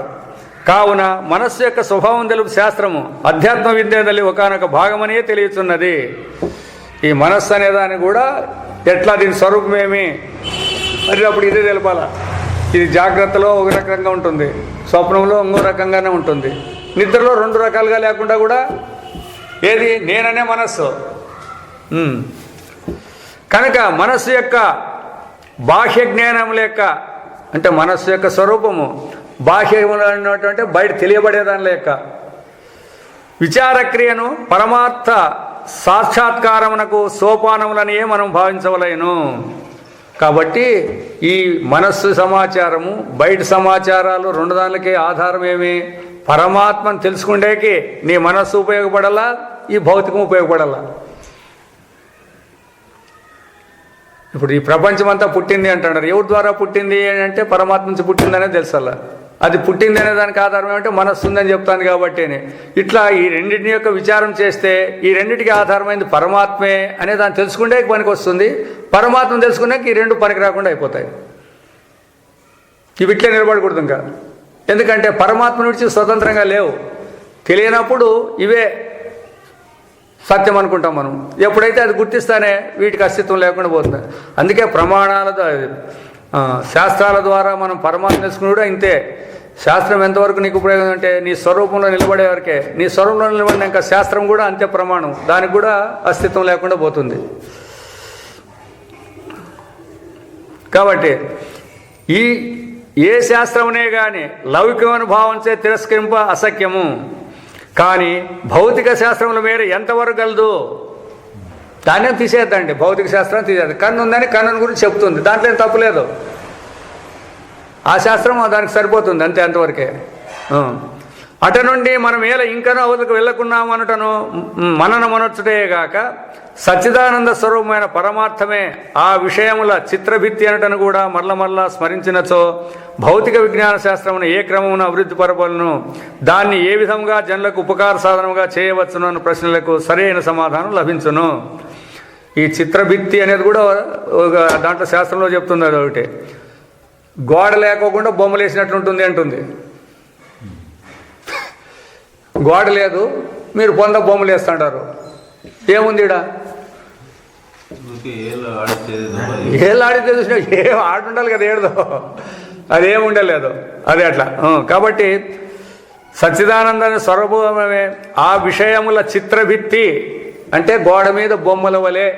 గోడ లేకుండా, గోడ ఆధారం లేకుండా బొమ్మలు రాసిన దానికి ఎట్లా ఆధారం ఉంటుందంటే అట్లా ఆ ఆధారంతోనే ఇది సత్యం కాదు అని మనకు బోధపడుతుంది.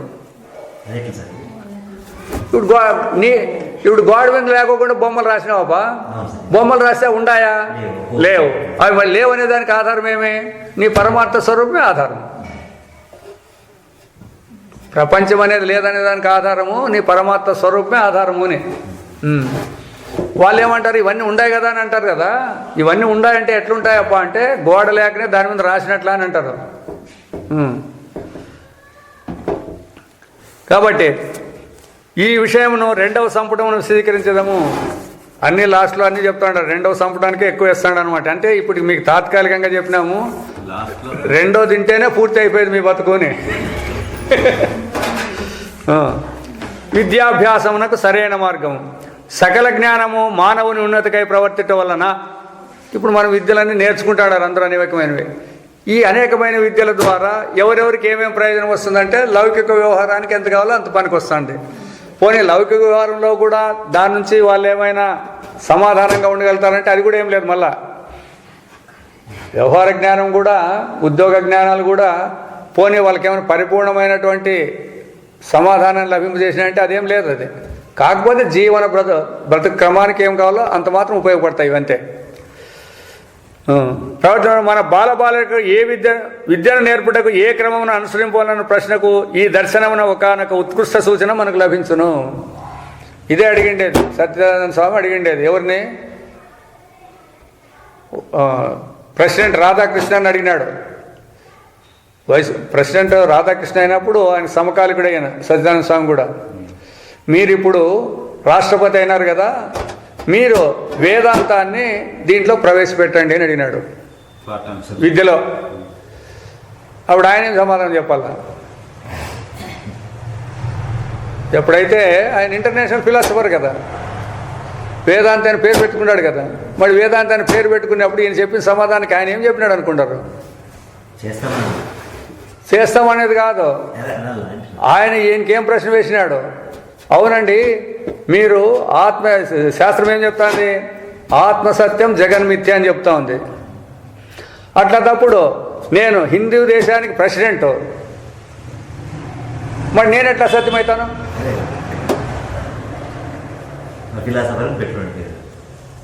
అని చెప్పినాడు మాట. అటువంటి ఆయనకే ఇంత ఇది ఉందంటే ఇంక సామాన్య మానవులకి ఎప్పుడు అర్థమవుతుంది వేదాంతం అనేది? అయ్యన బుక్లో రాసి పెట్టుకున్నాడు, రామరామ ఇట్లా వాళ్ళందరూ తయారైనాక ఇంకేం మాట్లాడతావు, వేదాంతానికి ఎంత దుర్గతి వచ్చిందని బుక్లో రాసుకున్నాడు అంటాను డైరీలో. చెప్పమాడి ఏం దాంట్లో ఏం తక్కువ చెప్పమాడి జగత్ ఉంది అని ఆయన అంటున్నాడు. మరి వేదాంతం ఏం చెప్తాంది? మరి జగత్ లేదని చెప్తాంటే ఆ జగత్ ఉందంటే ఆయన ఇంటర్నేషనల్ ఫిలాసఫర్ అని ఎట్లంటారు? ఎట్లా అన్నారబ్బా? సామాన్యులు మనం మాట్లాడితే ఆయన కూడా మీరు లేదని మాట్లాడతారా, మీకేమంత పెద్ద అధికారం ఉందే అని అడుగుతారు. ఎందుకు అంటే వాడు కంసరోడే కావాల్సిన పని లేదు.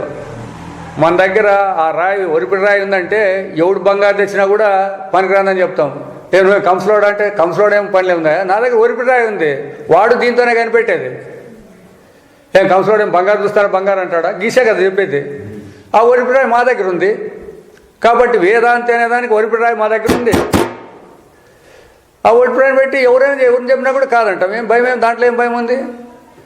దానికి సమాధానం ఉండాలి కదా. వేదాంతి అనే దానికి ఏం అర్థం ఉంది? తెలిసినవాడు అని ఉంది. మరి వేదాంతం తెలిసినవాడు కాదు, వేదాంతాన్ని అనుభూతికి తెచ్చుకున్నాడు. తెలిసిండే తండ్రికి తెలిసింది, అందరికీ చెప్తాడారు, అందరూ చెప్పేవాళ్ళే. తెలిసినాడు కాదు, దాని అనుభవాన్ని తెచ్చుకున్నాడు వేదాంతి. మరి ఈయన ఎప్పుడైతే ఆత్మసత్యం జగన్మిథ్య అంటే నేను ఇండియాకే ప్రెసిడెంట్ అయినాను కాబట్టి మేము మిథ్యని నేను ఎట్లా అనుకునేది అన్నాడంట. అంటే కేవలం పుస్తకాలు చదివినారు అంతే, అనుభవం దొరకలే వీళ్ళకి.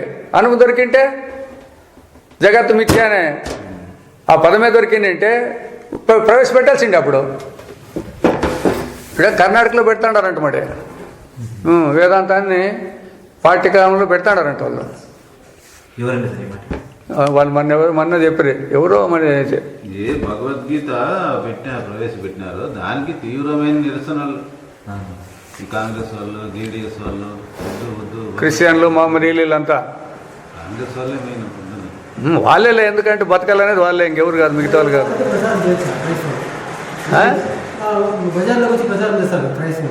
వాళ్ళు చేయొచ్చు, మీరు చేయకూడదు. వాళ్ళు మైనారిటీసు, మీరు మెజారిటీస్ వాళ్ళ మీద పోకూడదు. అదే కదా మరి ఇప్పుడు నుండే తెలివి లేదు, జనానికి తెలివి లేదు. ఇదే ఇప్పుడు ఒకడున్నాడు ఏం మాట్లాడినా మీరు ఓర్చుకోవాలప్ప.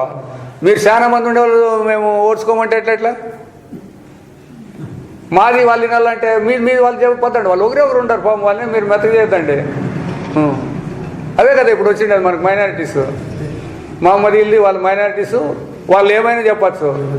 వాళ్ళు స్కూల్ లేకపోతే తెలుగు చెప్పకూడదు, మేము ఉర్దూనే చెప్తామంటే ఇస్తానల్లా. మన దాంట్లోకి వచ్చిన వాళ్ళకి మేము లేదు తెలుగే చెప్తామంటే అట్లే చెప్తారు మీరు? మన ప్రపంచం మన దేశం ఎట్లాది? అందరినీ జడ్జ్ చేసుకోవాలా? కల్తీ దేశం అంతే. దానికి పేరు పెట్టుకున్నారు నాగరికతతో. కల్తీ అనేది కరెక్ట్. వీళ్ళేం పెట్టుకున్నారు? సర్వమత సహనము. యాడున్నా లేదు, అది పేరు అట్లా అంతే, లేదు సహనమేం లేదు. విద్యాభ్యాస పద్ధతుల యొక్క ఇతిహాసమును పఠించినచో అవి విభిన్న కాలములందు విభిన్న పదములుగా నుండెనను బోధపడును. ఈ విద్య నేర్పించేది కూడా రకరకాల కాలాల్లో రకరకాలుగా ఉన్నాయి. ఇటీవల ఈ పద్ధతులకు పరస్పరం సంఘర్షణ సంభవించటం వలన ఈ పద్ధతులందు ఏ పద్ధతులకు ఎంతెంత స్థానం వస్తున్న ప్రశ్నకు సమాధానం మనకింతవరకు లభింపలేదు. యాదానికి ఎంత విలువ ఇవ్వాలా, ఏ విద్యకి ఎంత ఇవ్వాలా అనే దానికి ఇంతవరకు సమాధానం లేదు. సచ్చిదానంద స్వరూపమైన పరమార్థ తత్వమును సాక్షాత్కరించుకున్నటే మానవ జన్మ యొక్క పరమోద్దేశం అగునేని వేదాంతాలన్నీ కూడా దీన్నే చెప్పినట్లయితే విద్యాభ్యాసమున విధానమున ఏ క్రమమున అవలంబించిన ప్రశ్నకు సమంజసమైన సమాధానము గ్రహింపగలము. ఏ విద్య నేర్పియాలా అనేదానికి మొదట లక్ష్యం తెలిసిండాలి కదా. ఇప్పుడు ఎవడైతే ఇంట్రడ్యూస్ చేస్తాడో, ఎవడైతే దాన్ని ప్రవేశపెడతారో వాళ్ళకి తెలిసిండాలా ఏం ఈ పొద్దు మనం ఏ పనికి జీవిస్తాడాము అనేది. వేదాల్లో మానవ జన్మ వచ్చేసి పరమార్థాన్ని తెలుసుకునేదానికే మానవ జన్మ అని హెడ్డింగే కొట్టేసినారు వాళ్ళు. దాన్ని వీళ్ళెవరూ పట్టించుకోలేరు. ఏ విధంగా అయితే మనం దేశంలో పెద్దవాళ్ళు అనిపించుకుంటామో దానికి పోరాడదాం అనుకుంటారు, కానీ ఆ లక్ష్యానికి ఎవరు ప్రయత్నం చేయడం లేదు. ఆ లక్ష్యం చేస్తే దీన్నే పెట్టాలనేది ఆధారం దొరుకుతుంది. ఈ విచారమును కూడా ద్వితీయ సంపుటమును గ్రహించదము. మలిపలుకులు పరమార్థం నెరుటకు అవస్థలే ద్వారాలు. జాగ్రత్త స్వప్న సుషుప్తులైన భూమును ఆధారముగా కొని నిష్పక్షపాత దృష్టికే పరిశీలించడమేనే సచ్చిదానంద స్వరూపమైన పదార్థం ఒక్కటే పరమార్థమును మంగళ సిద్ధాంతం సిద్ధించునని వివిధ దృక్కోణములచే ప్రతిపాదించితమే.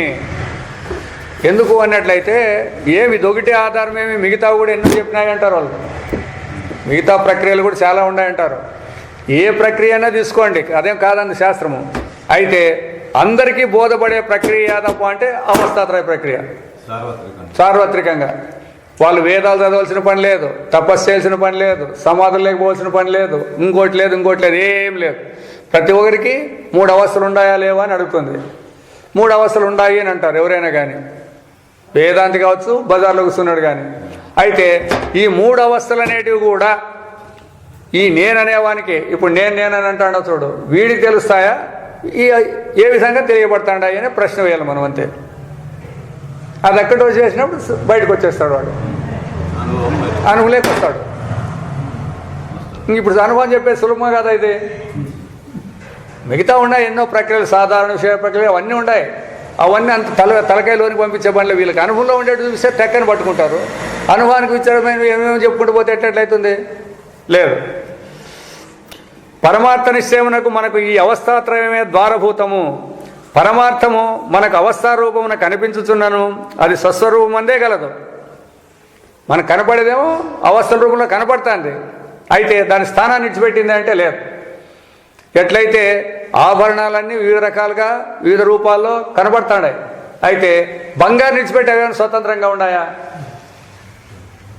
అట్లా ఈ అవస్థలు అనేటివి కూడా మెలకువ, స్వప్నము, నిద్ర అని కనపడినప్పటికీ కూడా పరమార్థాన్ని విడిచి స్వతంత్రంగా లేవు.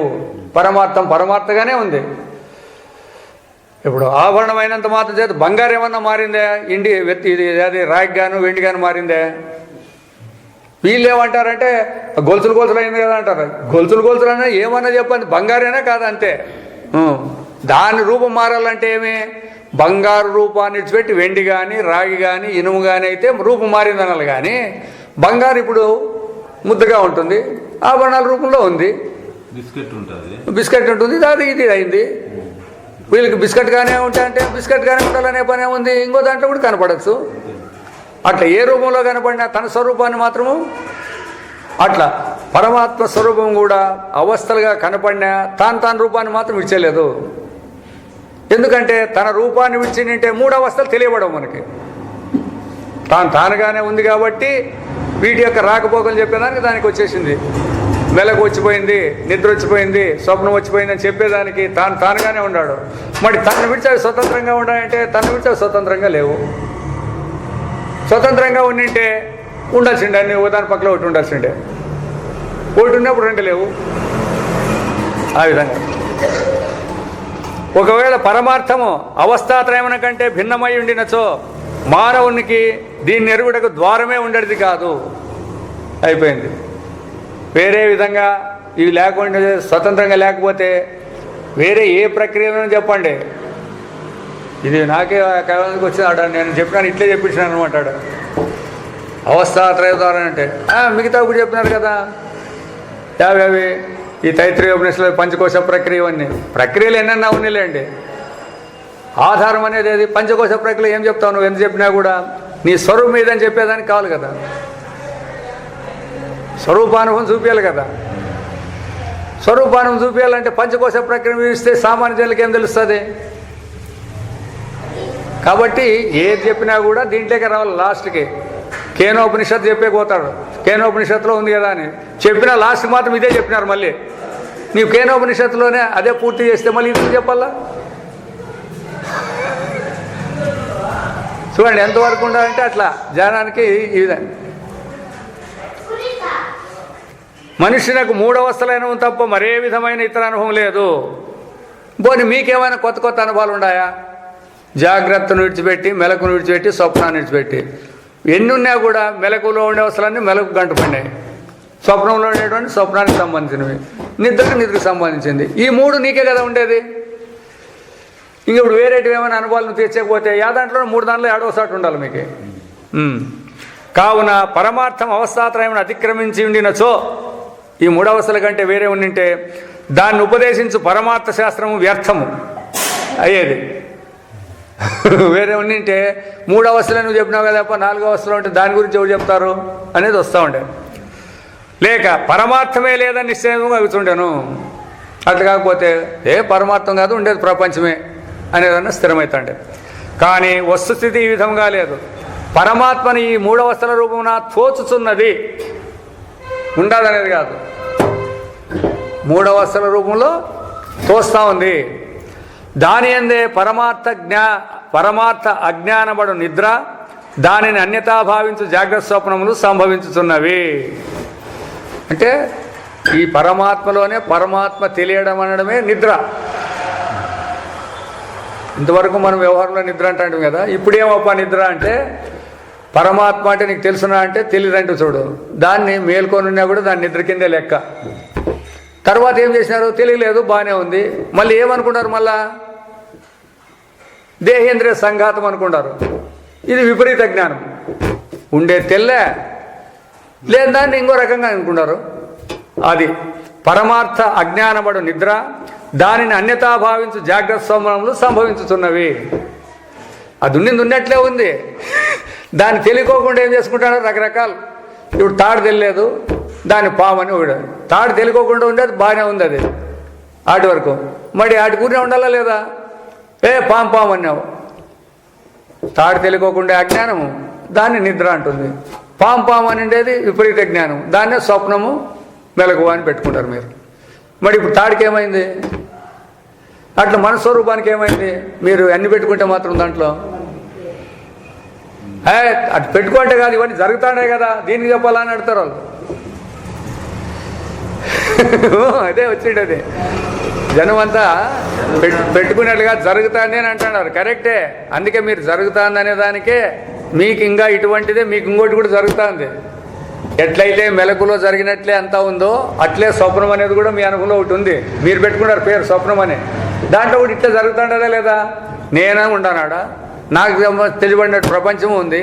ఆడ క్రియలు ఉన్నాయి, కారకాలు ఉన్నాయి, ఫలాలు ఉన్నాయి, ఆడ రాగద్వేషాలు ఉన్నాయి, ఆడ పుట్టి సచ్చేది ఉంది, అన్నీ ఉన్నాయి లేదా? మరి ఇప్పుడు దాన్ని ఎందుకు అసత్యం అంటున్నారు? మరి మీరు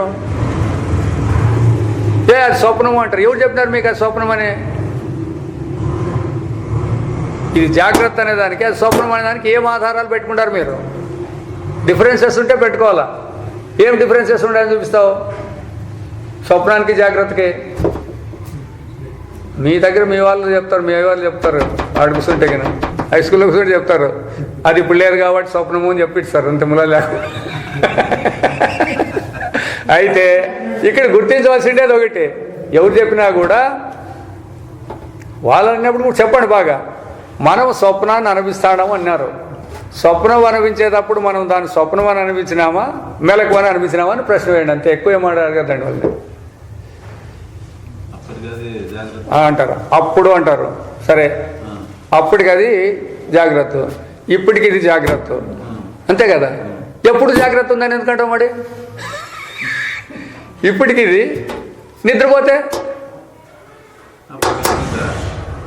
ఇది లేదు కదా. మరి దీన్ని ఎందుకు ఎప్పటికీ ఉంటుందని అంటున్నారు? దీన్ని సత్యమని, జాగ్రత్త ఎప్పుడు ఉంటుందని అంటున్నారు కదా. ఎలా సత్యమని అంటున్నారు కదా. ఇంతే ఆలోచన చేసి చెప్పాల్సింది, ఎక్కువ ఏం పనిలేదు. అప్పటికి ఇప్పటికి అంటే అప్పటికి అప్పుడు, ఇప్పుడు ఇప్పుడు అనేది ఎప్పుడు రావాలా? పొద్దున అనేది అప్పుడు, మధ్యాహ్నం కాబట్టి ఇప్పుడు అంటున్నాము, అంతే కదా. అంటే పొద్దున్నే నువ్వే అనిపించినావు, మధ్యాహ్నాన్ని నువ్వే అనిపిస్తాడావు. ఒకే వ్యక్తి దేశకాలాలు చేస్తాడు కూడా అప్పుడు ఇప్పుడు ఉంటుంది. స్వప్నం ఉన్నప్పుడు జాగ్రత్త ఉన్నాయి, అప్పుడు ఇప్పుడు అనేదానికి. ఇది ఉన్నప్పుడు అది లేదు, అది ఉన్నప్పుడు ఇది లేదు. మరి అప్పుడు ఇప్పుడు అనే పదాలు ఎట్లా కలుపుతాడా? కలిపేదానికి అవకాశం ఎట్లా వస్తుంది? రెండు పక్కలో ఉంటే కలపచ్చు మీరు. అది ఉన్నప్పుడు ఇది లేదు, ఇది ఉన్నప్పుడు అది లేదు. అప్పుడు ఇప్పుడు అనే పదాలు ఈ వ్యవహారంలో ఉండేటివి, దానికి ఎట్లా అనుభవమవుతాయి? ఇట్లా. కాబట్టి ఇట్లా ఎప్పుడైతే మనం విచారం చేసినామప్ప అంటే సమాధానం వాళ్ళకి సులభంగా దొరుకుతుంది, కష్టమేం కాదు అది. మనం చెప్పలేకపోతే వాళ్ళే పైకి వచ్చేస్తారు ఇంకాడంతే. ఆ విధంగా కావున ఈ నిద్రను జాగ్రత్త స్వప్నములను సమ్యక్ జ్ఞానం చే నిషేధించినచో, ఎప్పుడైతే తాడనే తెలియకోకుండా పామన్నావు, అప్పుడు తాడనేది తెలివి లేదనేది పెట్టుకోండాలి గుర్తు, అది కూడా పెట్టుకోండాలి. పాము అనేదే కాదు, ముఖ్యంగా తాడనే జ్ఞానము లేదు, పాము అనే విపరీత జ్ఞానం ఉంది. ఈ రెండింటినీ లైట్ తీసుకొచ్చి వెలుతురులో చూసినప్పుడు ఏమైపోయింది? తాడనే యథార్థ జ్ఞానం కలిగింది. యథార్థ జ్ఞానం కలిగినప్పుడు తాడనేది తెలిసిపోయింది, పాము అనే తప్పు తెలివి కూడా తీసివేయబడింది. అట్లా ఇప్పుడు మన యొక్క స్వరూప జ్ఞానాన్ని మనం తెలుసుకుంటే ఈ జాగ్రత్త అనేది, ఈ నిద్ర అనేటివి రెండు కూడా తీసివేయబడతాయి. సమ్యక్ జ్ఞానం చేసిన పరమార్థం తానున్నట్లే ప్రస్ఫుటమగును. కాబట్టి పరమార్థము అనుభవిక వేద్యము. ఇది ఎవరే కానీ చెప్పే మాటలతో దొరికేది కాదు, వినే మాటలతో గ్రహించేది కాదు. తన అనుభవంలో తాను చూసుకోవాలి. ఏ విధంగా శాస్త్రం చెప్పిందో ఆ విధంగా తన అనుభవాన్ని తాను చూసుకుంటే అప్పుడు అనుభవంలో దొరికేది మీకు, అంతే, వేరే కాదు. పరమార్థం యొక్క స్వరూపమేమని ప్రశ్నించినచో ఈ గ్రంథమందలి విచార విధానం అనుసరించి దానిని సత్య జ్ఞానానంద స్వరూపమని వ్యవహరింపవచ్చును. సత్యమని, జ్ఞానమని, ఆనంద స్వరూపమని చెప్పచ్చు.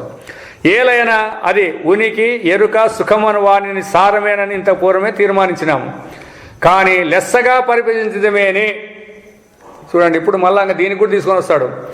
దానిని ఉనికి యొక్క పరమార్థము మున్నగు విధముల వివరించుట సముచితము కాదు. ఉంది అనేది కూడా రాకూడదు. ఇంతవరకు మనం ధైర్యంగా ఉంటే మళ్ళీ ఇప్పుడు ఏమంటాడు? దాన్ని ఉనికి అని ఎందుకంటావు అంటే మళ్ళీ దానికి చెప్పాడు. ఏలైనా ఉనికి, ఎరుక, సుఖమను లక్షణమును మనం జాగ్రత్త దృష్టిచే ఆయా వస్తువులందు కలవని భావించి ఉన్నారు. ఆ వస్తువు కనపడుతుంది, ఉంది, ఆ వస్తువు నేను తెలుసుకుంటాను కాబట్టి జ్ఞానము, ఆ వస్తువుతో నాకు ఆనందం ఉంది కాబట్టి కల్పించుకుంటాం మనం. తేడా జాగ్రత్తగా. కానీ పరమార్థం స్వరూపత ఎట్లున్నవి అనే ప్రశ్నకు జాగ్రత్త దృష్టితో ఏర్పరచుకునే నామమును ఉనికి మున్నగు రీతి సమాధానం చెప్పినచో అది సమంజసం కాదు కదా. మీరు వ్యవహార దృష్టితో దాన్ని చెప్తాండారు, సత్సిత్ సుఖము ఆనందం అని చెప్తాండారు. కానీ దాని స్వరూపంతో మాకు చెప్పండి అప్ప. పరమార్థ స్వరూపంతో పరమార్థాన్ని చూపించాలంటే ఇప్పుడు మనం చెప్పేది పొందవు కదా. మనం జాగ్రత్తను ఆయా వస్తువులకు భిన్న భిన్న ప్రవృత్తి నిమిత్తం చే మనమేం చేసిన వ్యవహారంలో మనకు కనబడే వస్తువులందు ఉనికి, ఎరుక, సుఖమను పేర్లు నొసుగుతున్నాము. కానీ నిజముగా పరమార్థమున ఏ యొక్క శబ్ద ప్రవృత్తి నిమిత్తము కూడా లేదు. అందుకే దాంట్లో మౌనం అని చెప్తారు కదా, దక్షిణామూర్తి శ్లోకాల్లో చెప్తారు చూడు, మౌనం అని చెప్పేస్తారు అంతే. శబ్దాలు గిబ్దాలు పని చేయకూడదు దాంట్లో. అది ద్రవ్యము కాదు, గుణము కాదు, క్రియ కాదు, సంబంధము కాదు, సామాన్యము కాదు, విశేషము కాదు, అభావము కాదు, జ్ఞాత కాదు, జ్ఞేయము కాదు, కర్త కాదు, కారకము కాదు, ఫలము కూడా కాదు. మాండవికోపనిషత్తులో చెప్పారు, అది 7వ మంత్రము, దాంట్లో వస్తుంది ఇది. ఇట్లుండా దానిని శబ్దంచే వ్యవహరింపదగున. శబ్దములన్నీ జాగ్రత్తనందలి ఆయా పదార్థముల పేర్లు, పరమార్థమున జాగ్రత్త లేదు. జాగ్రత్తే పరమార్థమున ప్రకాశించు ఒకనొక ప్రతీతి. దాంట్లో తోచేటువంటి ఒక విధమే కానీ దానికి స్వతంత్రమైన అస్తిత్వం లేదు. ఏ దానికి? జాగ్రత్తకి. దాంట్లో పేర్లు ఇంకెట్ల పనికి వస్తాయి? ప్రతీతి. జాగ్రత్త ఎందుకు గోచరించు పదార్థములు వాని నామములు అందు కనిపించు మిథ్యా ప్రతీతులే. ఎండమావులలోని నీళ్లు కనపడతాయి, ఎండమావుల్లో నీళ్లు కనపడతాయి, ఉండాయా? మరి ఇవి కూడా కనపడతాయి. అట్లా ప్రతీతే. కావున వాచ్యముల కంటే పలికించుకుండేది పలుకు, ఈ రెండు వాచ్యవాచన భిన్నమై వాని సారభూతమైన వాచ్యానికి వాచకానికి రెండిటికి ఇదే సారం. అది వాచ్యము కాదు, వాచకము కాదు, భూతమైన తత్వమే పరమార్థము. ఇది మాండూక్య భాషలోది. వాచ్యవాచక విభాగమే మిథ్య. అంటే మాటే మిథ్య, మాటలతో చెప్పే వస్తువు కూడా మిథ్య. ఈడ రెండు కూడా పరమాత్మ యందు కల్పితాలు.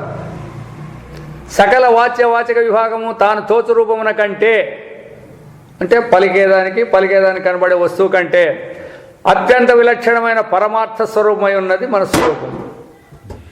పరమార్థమునకును అవస్థలను సంబంధమును కల్పించియే దానిని బ్రహ్మము భూమాయిని వివరించరు. చూడండి అట్లా ఎందుకన్నారంటే ఆ అవస్థలకి పరమాత్మకి పోల్చినప్పుడు ఈ దీనిలన్నిటికంటే గొప్పది అని బ్రహ్మ భూమ అనే పదం చెప్తారు. కానీ ఈ శబ్దాలేవి దాన్ని నేరుగా తెలుపజాలవు. ఇప్పుడు దాని గురించి బ్రహ్మ అని చెప్పినారు అనుకో, బ్రహ్మ అంటే ఏమర్థం? అదే శబ్దంతో ఎట్లా అర్థం చేసుకుంటాము? కాదు. ప్రపంచమున బ్రహ్మవాచకమైన శబ్దం ఏదీనూ లేదు. ఇంతేకాదు సత్య జ్ఞానానంద అక్షరాది శబ్దములకును బ్రహ్మము లక్ష్యమని వ్యవహారం కూడా ఔపచారికము. సత్యం అనేది కానీ, జ్ఞానం అనేది కానీ, ఆనందం అనేది కానీ, అక్షరం అనేది కానీ, అవినాశి అనే పదాలు ఉన్నాయే, పరమాత్మను ఔపచారికంగా తెలిపే పనికి వచ్చేటివే కానీ అవి నిజంగా పరమాత్మ కాదు. వాచ్యార్థమును అణిగి ఉన్న అర్థమునే మనం రూఢియందు లక్ష్యార్థమని వ్యవహరించుతున్నాం. ఆడేది ఉండదో శబ్దాలతో చెప్పే బ్రహ్మనే సత్యం అని చెప్పి మనం అనుకుంటున్నాం.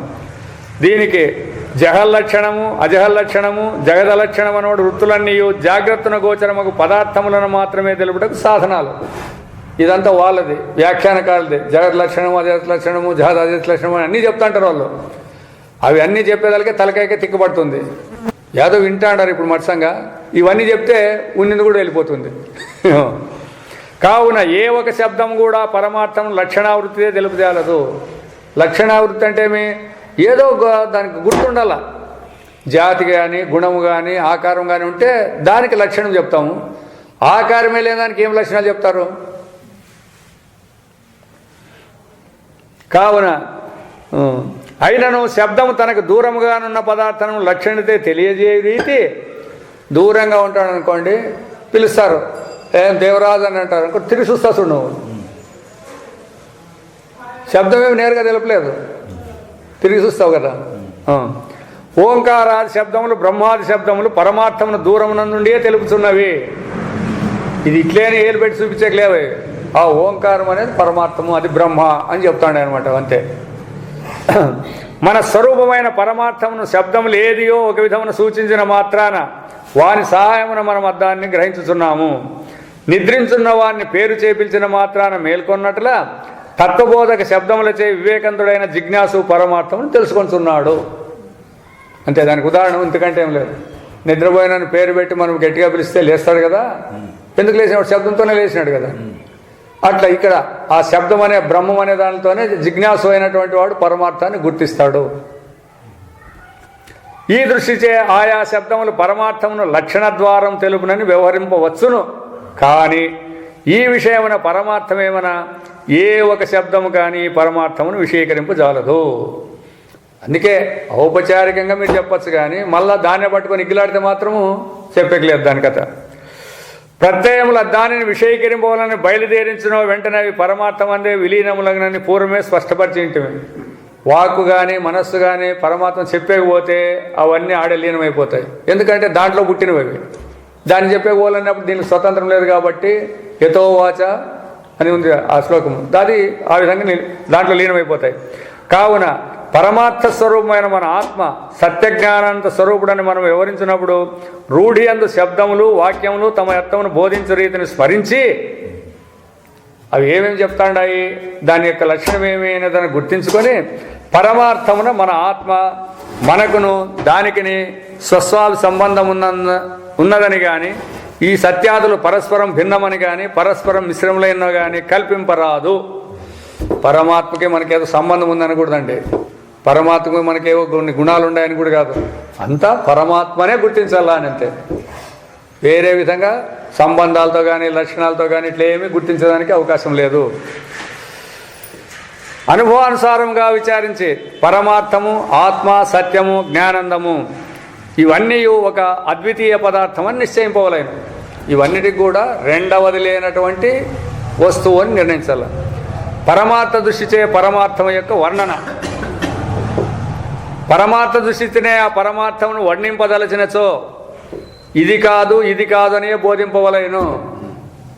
పరమార్థం అంటే ఏమోపా అని ఒక్కొక్కటి భూమే కాదు, ఆకాశమా కాదు, అగ్ని కాదు, ఏందని అడగండి కాదు కాదు, అది చెప్తే అది కాదు కాదని చెప్తేదే సత్యంగా బోధించేది. దానిని బోధించుట ఇంతకంటే అన్య మార్గం లేదు. అది స్వప్నము కాదు, జాగ్రత్తము కాదు, ఆ రెండును చేరిన రూపం కూడా కాదు, సుషుప్తి కాదు, తెలుసుకొన్నది కాదు, తెలుసుకొననది కాదు, ఒకనొక గుర్తుచే ఊహించి తెలియదగినది కాదు, మనస్సుచే ఆలోచించి తెలియదగినది కాదు, వాక్కుచే ఇట్టిది అని వర్ణించుటకు శక్యం కానిది. అది అవస్థ కాదు, అవస్థ యుక్తం కూడా కాదు. అందుకే మాండుక్యోపనిషత్తులో అది విన్నప్పుడే అందరికీ కంపం పట్టేస్తుంది అంతే. అంతవరకు అన్నీ చెప్పుకుంటూ వచ్చి అది ఆవి కాదనుకుంటా కొట్టేసుకుంటూ వచ్చేస్తుంది అన్నీ లాస్ట్కి. కావున అది సత్యజ్ఞానంద స్వరూపం అంటే సరికాదు. దాని యందు ఎట్టి హెచ్చుతగ్గులు లేవు, ఏ విధమైన భేదము లేదు, దాని యందు ఎట్టి అమంగళత్వం కూడా లేదు, దానికంటే భిన్నమైన రెండవ పదార్థం కూడా లేదు. అది మన ఆత్మ అయినటయు దానిని ఎరిగి కృతకృత్యులు కావాలని అనుటయు వ్యవహార దృష్టితే కానీ పరమార్థ దృష్టితే కాదు. చూడండి ఎంత చెప్తే అంత తీసుకొని వచ్చి లాస్ట్కి మేమంతా వేదాంతం విన్న తర్వాత మేము పరమాత్మ స్వరూపులైనాము అంటే కూడా పొందేది కాదు అది. ఎందుకంటే వేదాంతం వినక పూర్వము మనం పరమాత్మ స్వరూపులే, వేదాంతం విన్నప్పుడు పరమాత్మ స్వరూపులే, తెలుసుకున్నప్పుడు ఎప్పుడు పరమాత్మ స్వరూపులే. అంతేగాని దాన్ని అంతా వ్యవహారం పోగొట్టి మేము తెలుసుకున్నాము అంటే పొరపాటు అవుతుంది. మళ్ళీ ఈడు కూడా పొరపాటు చూడండి. ఎంత జాగ్రత్తగా మాట్లాడాలంటే వేదాంతంలో అంత జాగ్రత్తగా మాట్లాడాల. ఎందుకంటే ఎప్పుడు మేము పొందినాము అంటే అది వృతానే, తెలుసుకున్నాము అంటే అది వృతానే.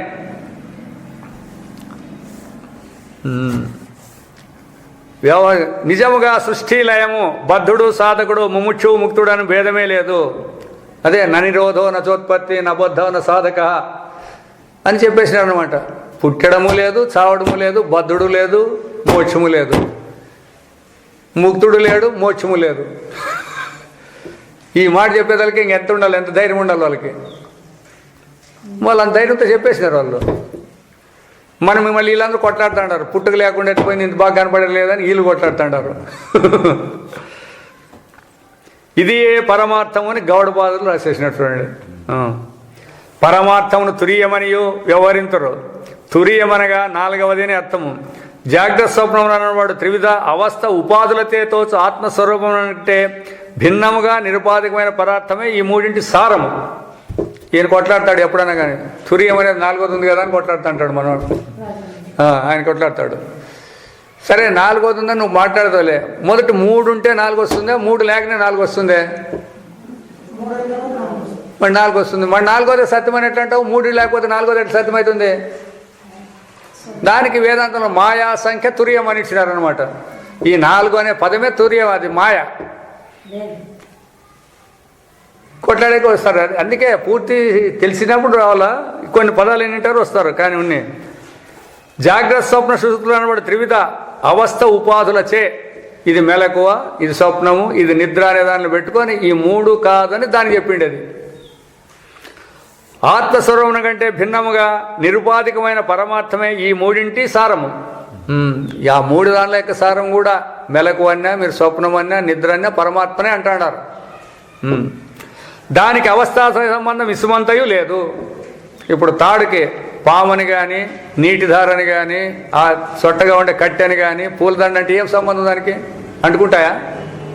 మీకు తోస్తాండే అంతే. ఎందుకు తోస్తాండే? దాన్ని తెలియక. తాడుని తెలిస్తే ఈ నాలుగు ఎప్పుడు దానికి సంబంధం లేదని తెలుస్తుంది కదా. ఆ విధంగా అవస్థలు దాని యందు కల్పితమగుట వలన ఆ పరమార్థము నిత్య నిరవస స్థాన స్వరూపము. ఎప్పటికీ అవస్థే లేనటువంటి వాడు అనేదే పరమార్థం. ఈ అర్థమందు మాత్రమే అది తురియమే కానీ నిజంగా వీనికంటే భిన్నంగా నుండు నాలుగవ పదార్థం అని కూడా భావింపరాదు. కాబట్టి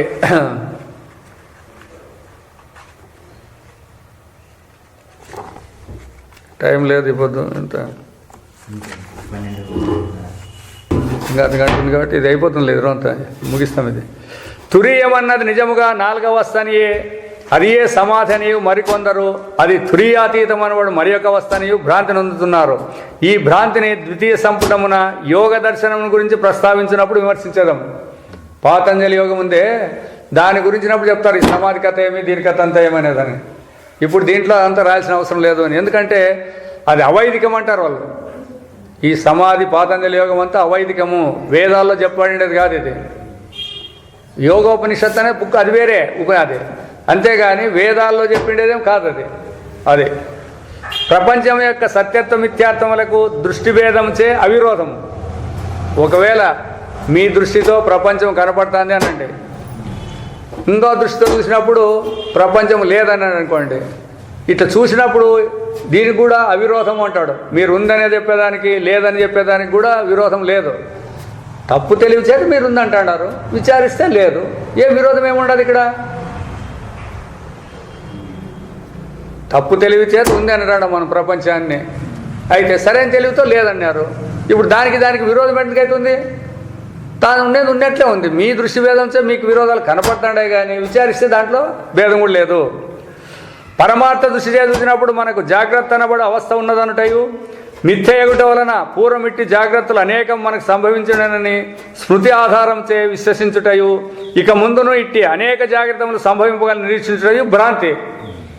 మాకెన్నో మెలకులు వచ్చిపోయినాయి, ఇంకా ఎన్నో మెలకులు వస్తాయని కదా మనం వ్యవహార దృష్టితో. ఇదంతా భ్రాంతే. వెనకల దాంట్లోనూ సరకలేదు, ముందు వచ్చేది రాలేదు. వెనకల దాంట్లో ఇప్పుడు ఇన్ని మెలకులు వచ్చిపోయినాయి, ఏమైందంటారు? వయసు అయిపోయిందంటే. ఇంక ముందు వచ్చేదాన్ని చూస్తే కూడా మిగిలింది అయిపోతుంది, కొదవ అయిపోతుంది అంటే సత్యమేం బోధపడదు. భ్రాంతి. మనకు బాహ్యమున ఒకానొక ప్రపంచమునంట ఈ జాగ్రత్త ఆధారంపై నిలిచి ఉండుట వలన అది వట్టి భ్రాంతే. మనం ఈ విశ్వమందుండి వ్యవహరించున్నామంటే కేవలం భ్రాంతి. మన వలె ఇతర ప్రాణులందు వ్యవహరించున్నారనియు, మనకు జనన మరణములన్నీ ఉన్నవనియు, చనిపోయిన విధవ ఈ జన్మయందు చేసిన కర్మ ఫలితముగా జన్మాంతరములను అనుభవించుందమనుటయు, ఈ లోకం వలె కర్మఫలమునొసగు లోకాంతరములందును కర్మఫలము అనుభవించుటయు ఒట్టి భ్రాంతియే. ఇవన్నీ చెప్పేదానికే కొంచెము ఇంతవరకు విని దాని మీద రొంత వస్తుంది. ఏది చెప్పినాను కదా, ఎందుకయ్యా పుడుతుందంటే చేసిన పాపానికి పుణ్యానికి పుట్టారని ఇంతవరకు చెప్పినాం కదా. ఇదంతా తప్పు తెలివే. ఎందుకంటే ఈ మీరు కర్మలు చేసి పుట్టేదే సత్యమైంటే వేదాంతం చెప్పాల్సిన అవసరం లేదు. వేదాంతం ఎందుకు చెప్పాలా? మీరే చెప్పండి. ఇప్పుడు నిజంగా కర్మ చేస్తే పుడతాము అనేది సిద్ధాంతం అయితే వేదాంతం ఎందుకు చెప్పాలా అని? సృష్టి లేదనే దానికైతే వేదాంతం చెప్పాలి. కానీ ఈ విధంగా ఇదంతా జరుగుతుంది అనేదే సత్యం అని మీరు నమ్మితే వేదాంతంతో పని ఏముంది ఇక్కడ? ప్రయోజనం ఏమి ఉండదు కదా.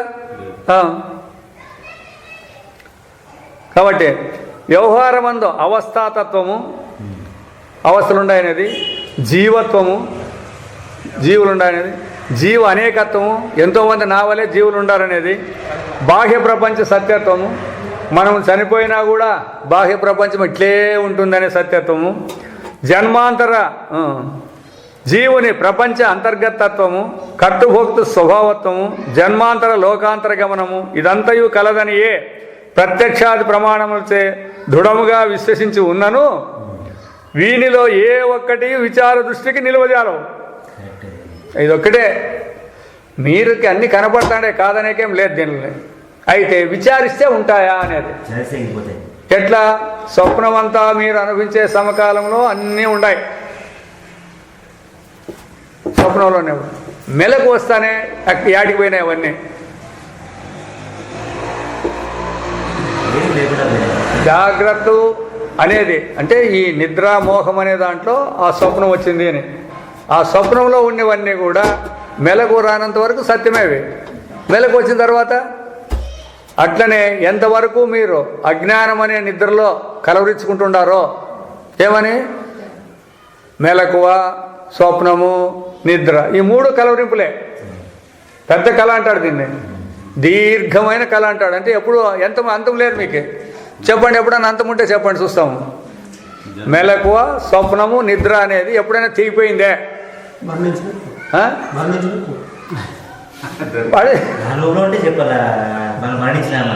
మరణించడానికి పోతుంది అనేది ఎట్లా తెలుసు నీకు? అది ఎట్లా తెలిసాను లేదనేది ఎట్లా తెలిసాను నీకు? నువ్వు మరణించలేదు ఇంకా, లేదనేది నీకు ఎట్లా తెలుస్తుంది మరణించడానికి లేదనేది? అంటే ఏం చెప్తాడు చెప్పని? మరణించింటే మరణించడానికి లేదనేది సత్యమే, మనం ఒప్పుకుంటాము. నువ్వు ఇంకా మరణించలేదు కదా లేదని ఎట్లాంటివినే ఇప్పుడు దానికి కూడా చెప్పలేడు. చెప్పినాడు కానీ మరి దానికన్నా చెప్పాలి కదా. కాదు కాదు అదేమొద్దు, ఇప్పుడు దీన్నే అడుగుదాం అంతే, అందరికీ అర్థం కావాలి. ఇది మరణించినాక మేము ఉండేలేదు అంటాడు. అది సహజం, అందరూ ఆయన ఉండేది కాదు. అందరూ అనేది పదం ఇదే, మేము వేసే ప్రశ్న ఇదే, వాళ్ళు చెప్పే ప్రశ్న ఇదే. అప్పుడు మేము ఇదే అడిగేది. మరణించినాక లేదు అనేది బ్రతికి ఉన్నప్పుడు చెప్పే అనుభవానికి పొందుతుందే మరి. అంటే ఇంతకుముందు మరణించినాడు కదా ఎవరు? అది అనుమానం. పుట్టినాడు కదా, పుట్టినాడు కాబట్టి మరణించింటాడు అని. మరణించినాడు కాబట్టి పుట్టినాడు. అట్లా ఏం చెప్పరు వీళ్ళు. మిగతా వాళ్ళందరూ ఏం చెప్తారంటే ఇది కాదు, వాళ్ళు చనిపోయినప్పుడు లేకుండా పోయినారు కదా అని చెప్తారు వాళ్ళు. మిగతా వాళ్ళు మనం ఏం చెప్తామంటే మరణించినాక మేము లేదు అంటే ఇతరులు మరణించినారు కదా, ఇప్పుడు మా తల్లిదండ్రులు మా ముత్తాతలు మరణించినారు లేరు కాబట్టి నేను కూడా మరణిస్తే ఉండలేదు అని అంటాడు. ఇది భావన అవుతుందే అనుభవం అవుతుందే? మరి భావన చెప్పేది ఇక్కడ, అనుభవం చెప్పేది మనము. భావంతో ఏం పనికిరాదు నీకే. సరే ఇప్పుడు వాళ్ళు కూడా చచ్చిపోయినారు అనే భావన వచ్చింది, నేను చచ్చిపోయినాననే భావన తెచ్చుకుంటే ఏం ప్రయోజనం ఉంది నీకు? ఇప్పుడు భావనే సత్యమైతే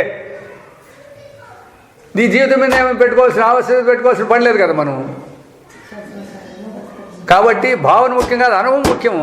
నీకు అటువంటి అనుభవం ఉందే? నేను పుట్టినాననే అనుభవం కానీ చనిపోయిననే అనుభవం మీకు ఎవరికైనా ఉందే? లేదు. నిన్న కూడా చెప్పినాం కదా మనం. చనిపోయిన అనుభవం అంటే లేదు, పుట్టిన అనుభవం అది ఎట్లుంది చెప్పు, అది ఉంటే చెప్పు. నేను పుట్టినాను అనే దానికి ముందు, నేను పుట్టినాను అనే దానికి ముందు నేను ఉండాలి కదా. నువ్వు పుట్టు ముందు నువ్వు ఉండవా?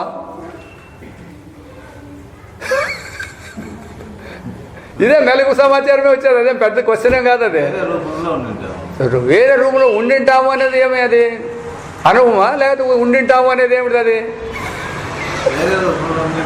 వేరే రూమ్లో ఉంటే నువ్వు ఉండినట్టు అర్థమవుతుంది నీకే.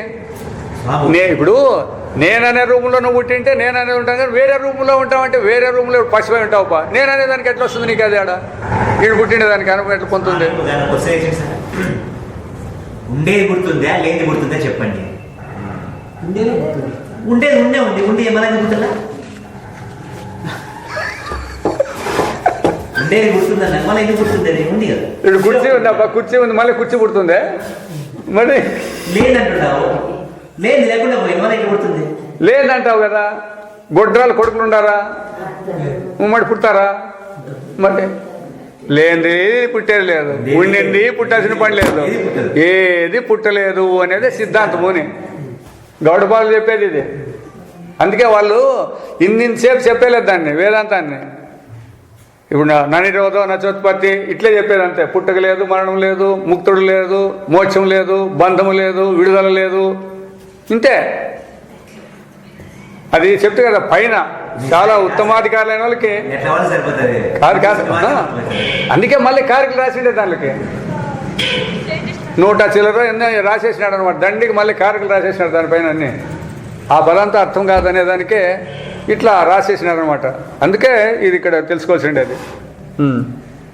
కాబట్టి జాగ్రత్త అవస్థ ఎందలి అవిద్యా కల్పితమైన వ్యవహార దృష్టిచే, ఇది బాగా అవిద్య అంటే తప్పు తెలివి చేత కల్పించుకుంటాము మాత్రం వీనికి విలువ గలదనియు అవస్థాతర దృష్టే విచారించిన పిదప వీని విలువ నిర్వజాలనియు మనం ఈ గ్రంథమందు ప్రశ్నించిన యుక్తులే సిద్ధము. కాబట్టి తప్పు తెలివితో ఉన్నప్పుడు అవస్థలకి సత్యత్వం ఇచ్చినారు. ఈ అవస్థలు అనేదాన్ని ఎవడు తెలుసుకుంటాడు? ఆ తెలుసుకునే వానికి అవస్థలు ఉన్నాయా? అట్లా మరి అవస్థలు నాకు తెలుసు అని నువ్వు అంటాడావు కదా, నేను ఆయన అంటాడావు కదా, మరి అవస్థలు తెలుసుకున్నప్పుడు నీవు అవస్థలో ఉంటావా? కాబట్టి నీవు స్వతంత్రుడు అని అట్లా తెలిసిపోతుంది అనమాట. కానీ పరమార్థ దృష్టిచే ఇవి లేవని తీర్మానించినను చూడండి, వ్యవహారమున ఇవి తోచుతూనే ఉండును. ఇంత చెప్పినా కూడా మళ్ళీ వ్యవహారంలో కనపడతానే ఉండే కదా. వ్యవహార దశ ఎందును విచారించితమేని తర్కం ఎదుట ఇవి స్థిరముగా నిలవజాలవు. ఇప్పుడు మనం విచారిస్తాము, ఇప్పుడేం నిలవలేదు. కానీ తర్క మా వస్తువులను లేదని ఎంత ఖండించినను మనకు వాని యందు విశ్వాసం అంతరింపదు. ఎంతసేపు దేహాలు లేవు, ఇండ్లు లేవు, ఏం లేవు అని ఎంత తర్కం చేసి ఈడు చెప్తే అని ఊకొట్టినా మనకేమన్నా నమ్మకం ఉందే అవి లేవనేది? ఇంటికి పోతే ఈడే వస్తుంది, విచార సమకాలంలో ఉండదు, అంతేగాని ఈడుగుండే కూడా ఉంటాయి. అది ఇంట్లాంటి పోతుంది. దానికే చెప్తాడు. ఇప్పుడు మనం జాగ్రత్తలోనే ఉన్నాం చూడండి. జాగ్రత్తలో ఉన్నా కూడా నిద్ర స్వప్నాలు అనేవి ఉన్నాయా లేదా? ఈ జాగ్రత్తను విచారించే సమకాలంలో అవి కూడా ఉంటాయి కదా. కాబట్టే జాగ్రత్త సమయంలో కూడా నిద్ర స్వప్నాలు దాంట్లోనే ఉంటాయి అంతర్గా. అంతే వ్యవహారాన్ని అవస్థను విడిచేటి అవి కూడా బయట లేవు అని బయట ఉన్నాయనుకుంటారా? బయట అవి కూడా ఇప్పుడు కూడా అవే ఉంటాయి. మనమేమి మెలకు ఉన్నప్పుడు నిద్ర లేదు, స్వప్నం లేదు అంటాం, ఆ అనుభవం లేదని చెప్తాం. కానీ ఆ పదాలు మన దగ్గర లేకుండా పోయినాయా? జాగ్రత్త నువ్వు మాట్లాడేటప్పటికి నిద్ర గురించి మెలకుని గురించే కదా, ఇది స్వప్నాన్ని గురించే కదా. మేము మేలుకుండామనే పదం రావాల్సిండేది నీకు, అవి ఉండే ఉంటాయి. కాబట్టి మనము వ్యావహారిక సత్యత్వంగా ప్రతిపాదించితిమి. పరమార్థ దృష్టితే ఇవి నశింపవు కానీ బాధితములగును. అది నశించాలని అర్థండి. ఎందుకంటే ఏదైనా వస్తువు ఉంటే నశిస్తుంది, లేని వస్తువు ఎట్లా నశిస్తుంది? మరి ఎట్లా మరి దీని కథ అంటే లేని వస్తువు లేదని తెలుసుకోవాలి. లేని వస్తువు లేదని తెలుసుకుంటే బాధితమవుతుంది అంటారు దాన్ని, నాశనం అనకూడదు దాన్ని.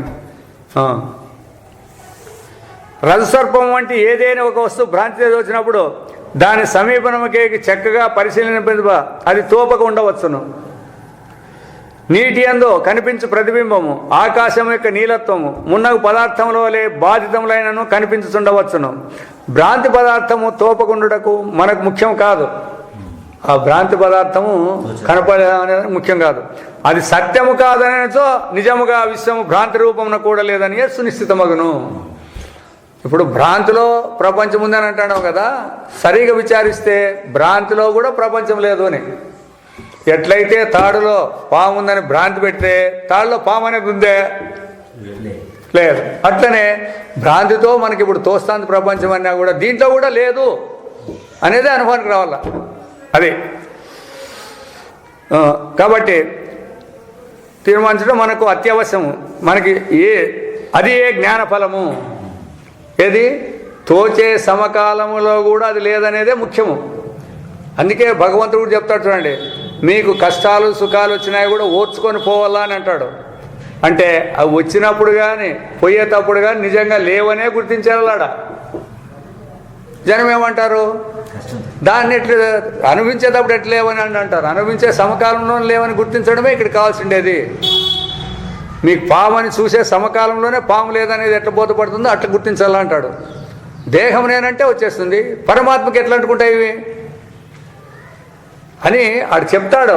చెప్పినా కూడా అర్థం కాదు కాబట్టే భగవద్గీత మళ్ళా అర్థమైనా కూడా నిలబడేది కష్టము. గొడ్డలి చెరుకున్నట్లు జ్ఞానం అవిద్యను ఖండింపదు, కానీ వస్తు స్వరూపమును మాత్రం చూపి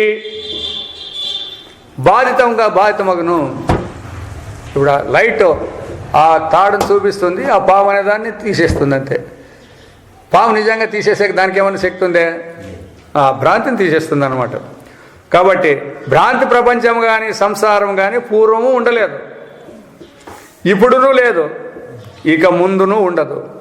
ఈ తెలివి అవిద్య బాధ అని గ్రహింపవలేను. అవిద్య పోయింది అంటే ఇట్లా తెలుసుకోవాలా, ఇంతకు ముందు ప్రపంచం లేదు, ఇప్పుడు లేదు, ఇంతకు ముందు కూడా లేదు. అట్లా కాకుండా ఇంతకు ముందు కనపడతాండే విచారం చేసిన తర్వాత అది పోయింది అనకూడదు, ఎప్పటికీ లేదు అని. కావున జీవన్ముక్తుడు ఇతరుల వలె వ్యవహరించుచు సకల ప్రాణులకు ఉపకారం అనొచ్చుంటా వ్యావహారిక దృష్ట్యే సత్యమే. ఇప్పుడు శంకరాచార్యులు వీళ్ళందరూ కూడా బోధలు చేసినారనేది అంతా కనపడుతుంది. పారమార్థిక దృష్టిచే బంధమోక్షాదులు ఏవి లేదన్నట్టు సత్యమే. బంధము లేదు, మోక్షం లేదు.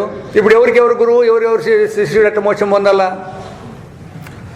ఈ రీతియే ప్రపంచం సత్యము, ప్రపంచం మిథ్యా, ప్రపంచం లేనే లేదు. అది బ్రహ్మమే మున్న అభిప్రాయములకును దృష్టిభేదంచే విరోధ పరిహారమును గ్రహింపవలేను. కాబట్టి బ్రహ్మముగానే ఉంది, కానీ దృష్టిభేదం చేత ఉన్నట్లు కనపడుతుంది. ఆ దృష్టి కూడా ఎట్లా, వాని దృష్టికి ప్రపంచం అన్నట్టు అనుకున్నాడు అంతే. దాన్ని మనమేం అనేకలేదు. తప్పు తెలివికి అది అట్లే కనపడుతుంది, సరైన తెలివికి లేదని కనపడుతుంది. భేదం ఏమనుకుంది ఇక్కడ, ఆ దృష్టికి అది అంతే. అట్లా ఇది కూడా అవిరోధం కాదు. ఉపనిషత్తుల పరమ ఉపదేశము ఇంత కనుక వేదాంత సిద్ధాంత భాగమును మాత్రం ప్రస్తావించితిమి. వేదాంతం వేదమందలి ఒక భాగమైన ఉపనిషత్తుల యందు ఉపదిష్టమైన సిద్ధాంతము. మనము ఈ గ్రంథం యొక్క ప్రథమ ప్రకాశమును తెలిపినట్ల ఉపనిషత్తుల యందు పరమార్థ స్వరూపమును తెలిచే జ్ఞాన భాగమే గాక వైదికమైత విచారములు కూడా ఎక్కువగా ప్రస్ఫుటపరచబడను. వేదాల్లో చెప్పిండేటివి కూడా ఎక్కువగా, వైదికం అంటే ఏం లేదు. ఇప్పుడు మనం చేసే కర్మలన్నీ కూడా వైదికం కాదు. యజ్ఞము దానము తపస్సు చేసేటప్పుడు వైదిక కర్మలు అంటారు దానిని. ఎందుకు? ఈ శాస్త్రాల్లో చెప్పినట్టు చేయాలి కాబట్టి. అయితే దానిలకి అవి అసత్యమే, లౌకిక కర్మలు కూడా అసత్యమే. అయితే దీనిలో ఫలితమే వేరే, దానిలో ఫలితమే వేరే చెప్పుకుంటూ వచ్చినారు, కానీ సత్యమని మాత్రము చెప్పలేదు. కర్మ, ఉపాసన, సృష్టి, స్థితిలయములు, జీవులు, జన్మాంతరము, లోకాంతరము, మాయ మున్నగు విచారములు ఉపనిషత్తులందు కలవు. వానికిని ఉపనిషత్తుల యొక్క పరమ ఉపదేశమైన సిద్ధాంతమున గల సంబంధమేమి? భగవద్గీతాది స్మృతులయందు, భగవద్గీత ప్రతిపాద్యములైన యోగము, భక్తి మున్నగు విచారములకు ఈ ఉపనిషత్ సిద్ధాంతమునకు ఎట్లా అన్వయించుకొనవలెను? భగవద్గీతలో చెప్పినారు, ఈ ఉపనిషత్తులో చెప్పిన దానికి ఎట్లా అన్వయం చేసుకొని పొందించుకోవాలా? విశిష్టాద్వైతము మొదలగు వేదాంత సిద్ధాంతములందు ఇంతవరకు తెలిపిన పరం సిద్ధాంతమునకు అనుగుణముకు ఉపదేశములు కలవా లేవా? వాని యందు ఏ భాగములు ఈ సిద్ధాంతమునకు విరుద్ధములు? వేదాంతం వలె ఇతర దర్శనములు మన దేశమందు పాశ్చాత్య దేశములందు కలవు. వాని యందు సారగ్రహణ దృష్టిచే ఏ అంశములను గ్రహింపవలను, ఏ భాగములను ఏల నిశ్చింపవలను, ఈ విషయములన్నిటినీ ఈ వేదాంత దృష్టిని అవలంబించి విచారించమనంటే మన కర్తవ్యం. పాతంజలి యోగంలో అష్టాంగ యోగాలు ఉన్నాయి. యమము, నియమము, ప్రాణాయామము, యమము, నియమము, ప్రాణాహారము, ప్రత్యాహారము, ధారణ, ధ్యానము, సమాధి అని 8 ఉన్నాయి. అయితే 5 వాళ్ళకి సరిపోతాయి, వేదాంతానికి సరిపోతాయి. యమ నియమాదులు ఆసనము, యమము, నియమము, ప్రాణాయామం, ప్రత్యాహారము, ఇవి వేదాంతులు కూడా తీసుకుంటారు దీనిని. అయితే ధారణ, ధ్యానము, సమాధిని వీళ్ళు ఒప్పుకోరు. వాళ్ళు దీన్ని ఒప్పుకోరు. వాళ్ళు ధారణ, ధ్యానమే సమాధి అంటారు వాళ్ళు. ఇట్లా మిగతా వాళ్ళందరిలో కూడా ఉన్నాయి. దానిలో ఏ భాగాలు మనం స్వీకరించాలా, ఏ భాగాలు స్వీకరించకూడదు. అందుకే యోగం అనే పదం వస్తానే ప్రతి ఒక్కరు పాతంజలి యోగమే అనుకుంటున్నారు. కాబట్టి ప్రతి ఒక్కరు సమాధికి పోతేనే జ్ఞానం అవుతుందనే భావం వాళ్ళు బాగా 100కి 100 ఉంది. అయితే చెప్తుంది సమాధి అనేది పరమార్థం కాదు అని. ఎందుకు? సాధనల చేత సాధించుండేది సమాధి, పరమార్థం సాధన చేత దొరికేది కాదు కదా. ఆడే డిఫరెన్స్ ఉంది. అయినా జనం ఇదిలో లేదు. సమాధికి పోతేనే అని అంటున్నారు, సమాధికి పోతేనే మోక్షము లేకపోతే లేదు అని. కాబట్టి అట్లా డిఫరెన్సెస్ సామాన్యులకు తెలియవు.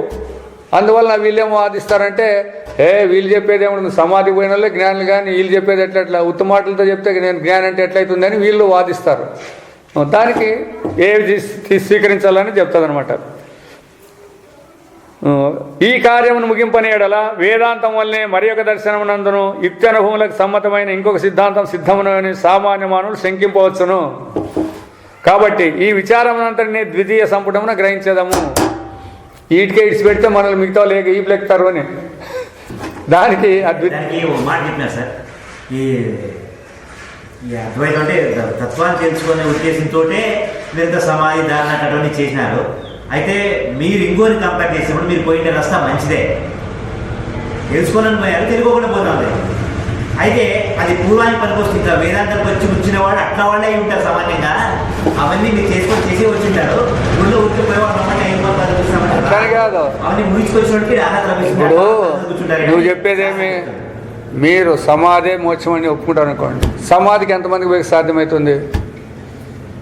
సమాధికి పోయేకి ఎంతమందికి సాధ్యమవుతుంది? అది వైయక్తిక అనుభవాలు, అవి సార్వత్రికం కాదు. సార్వత్రిక అనుభవంలోనే తత్వాన్ని చూపించాల.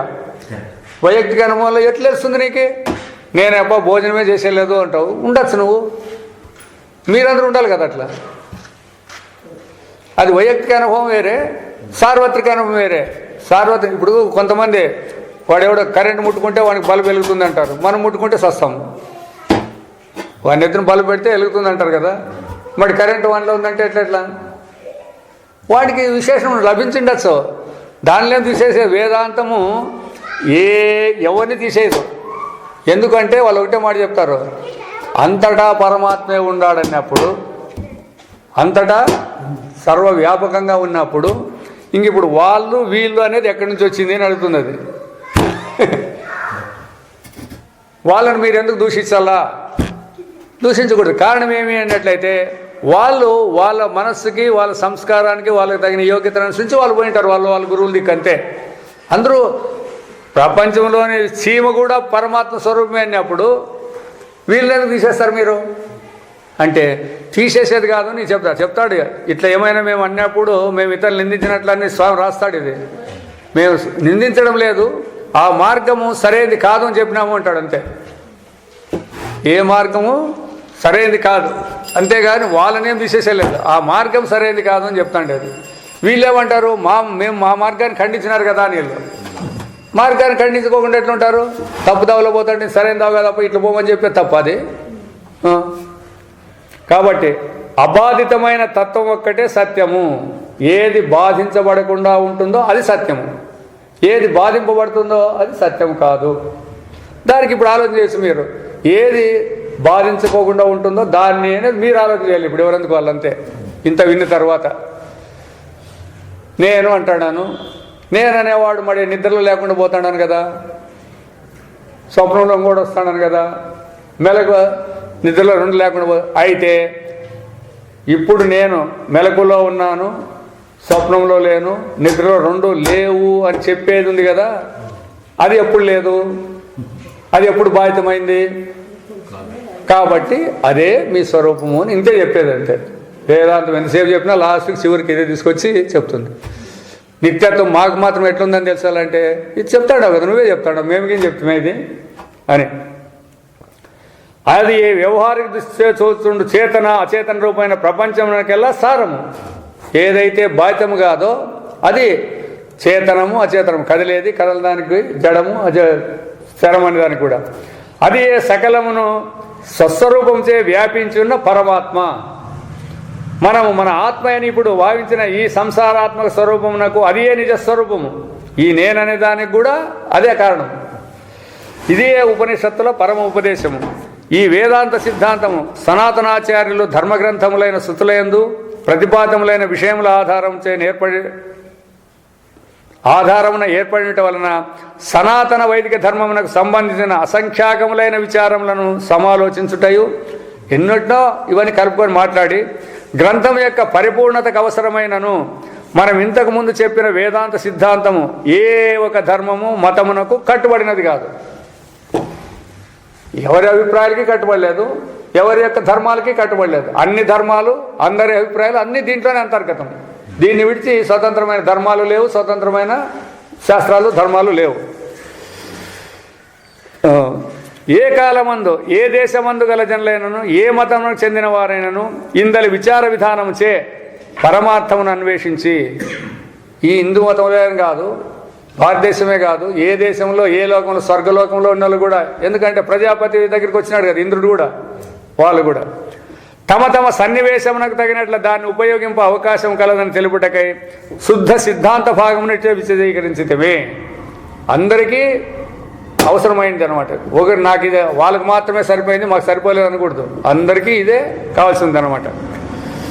అబాధితమైన పరమార్థమును కనుగొనటకు ఉపనిషత్తును బోధించిన విధానమే సమీచీనమైన మార్గమనుభవం కొంతవరకైనను జిజ్ఞాసులకు కలిగించినచో, వినే వాళ్ళకి పర్వాలేదప్ప ఇదే సరిపోతుంది అనే జ్ఞానం ఏమైనా కలిగించినచో మేము ధన్యులము.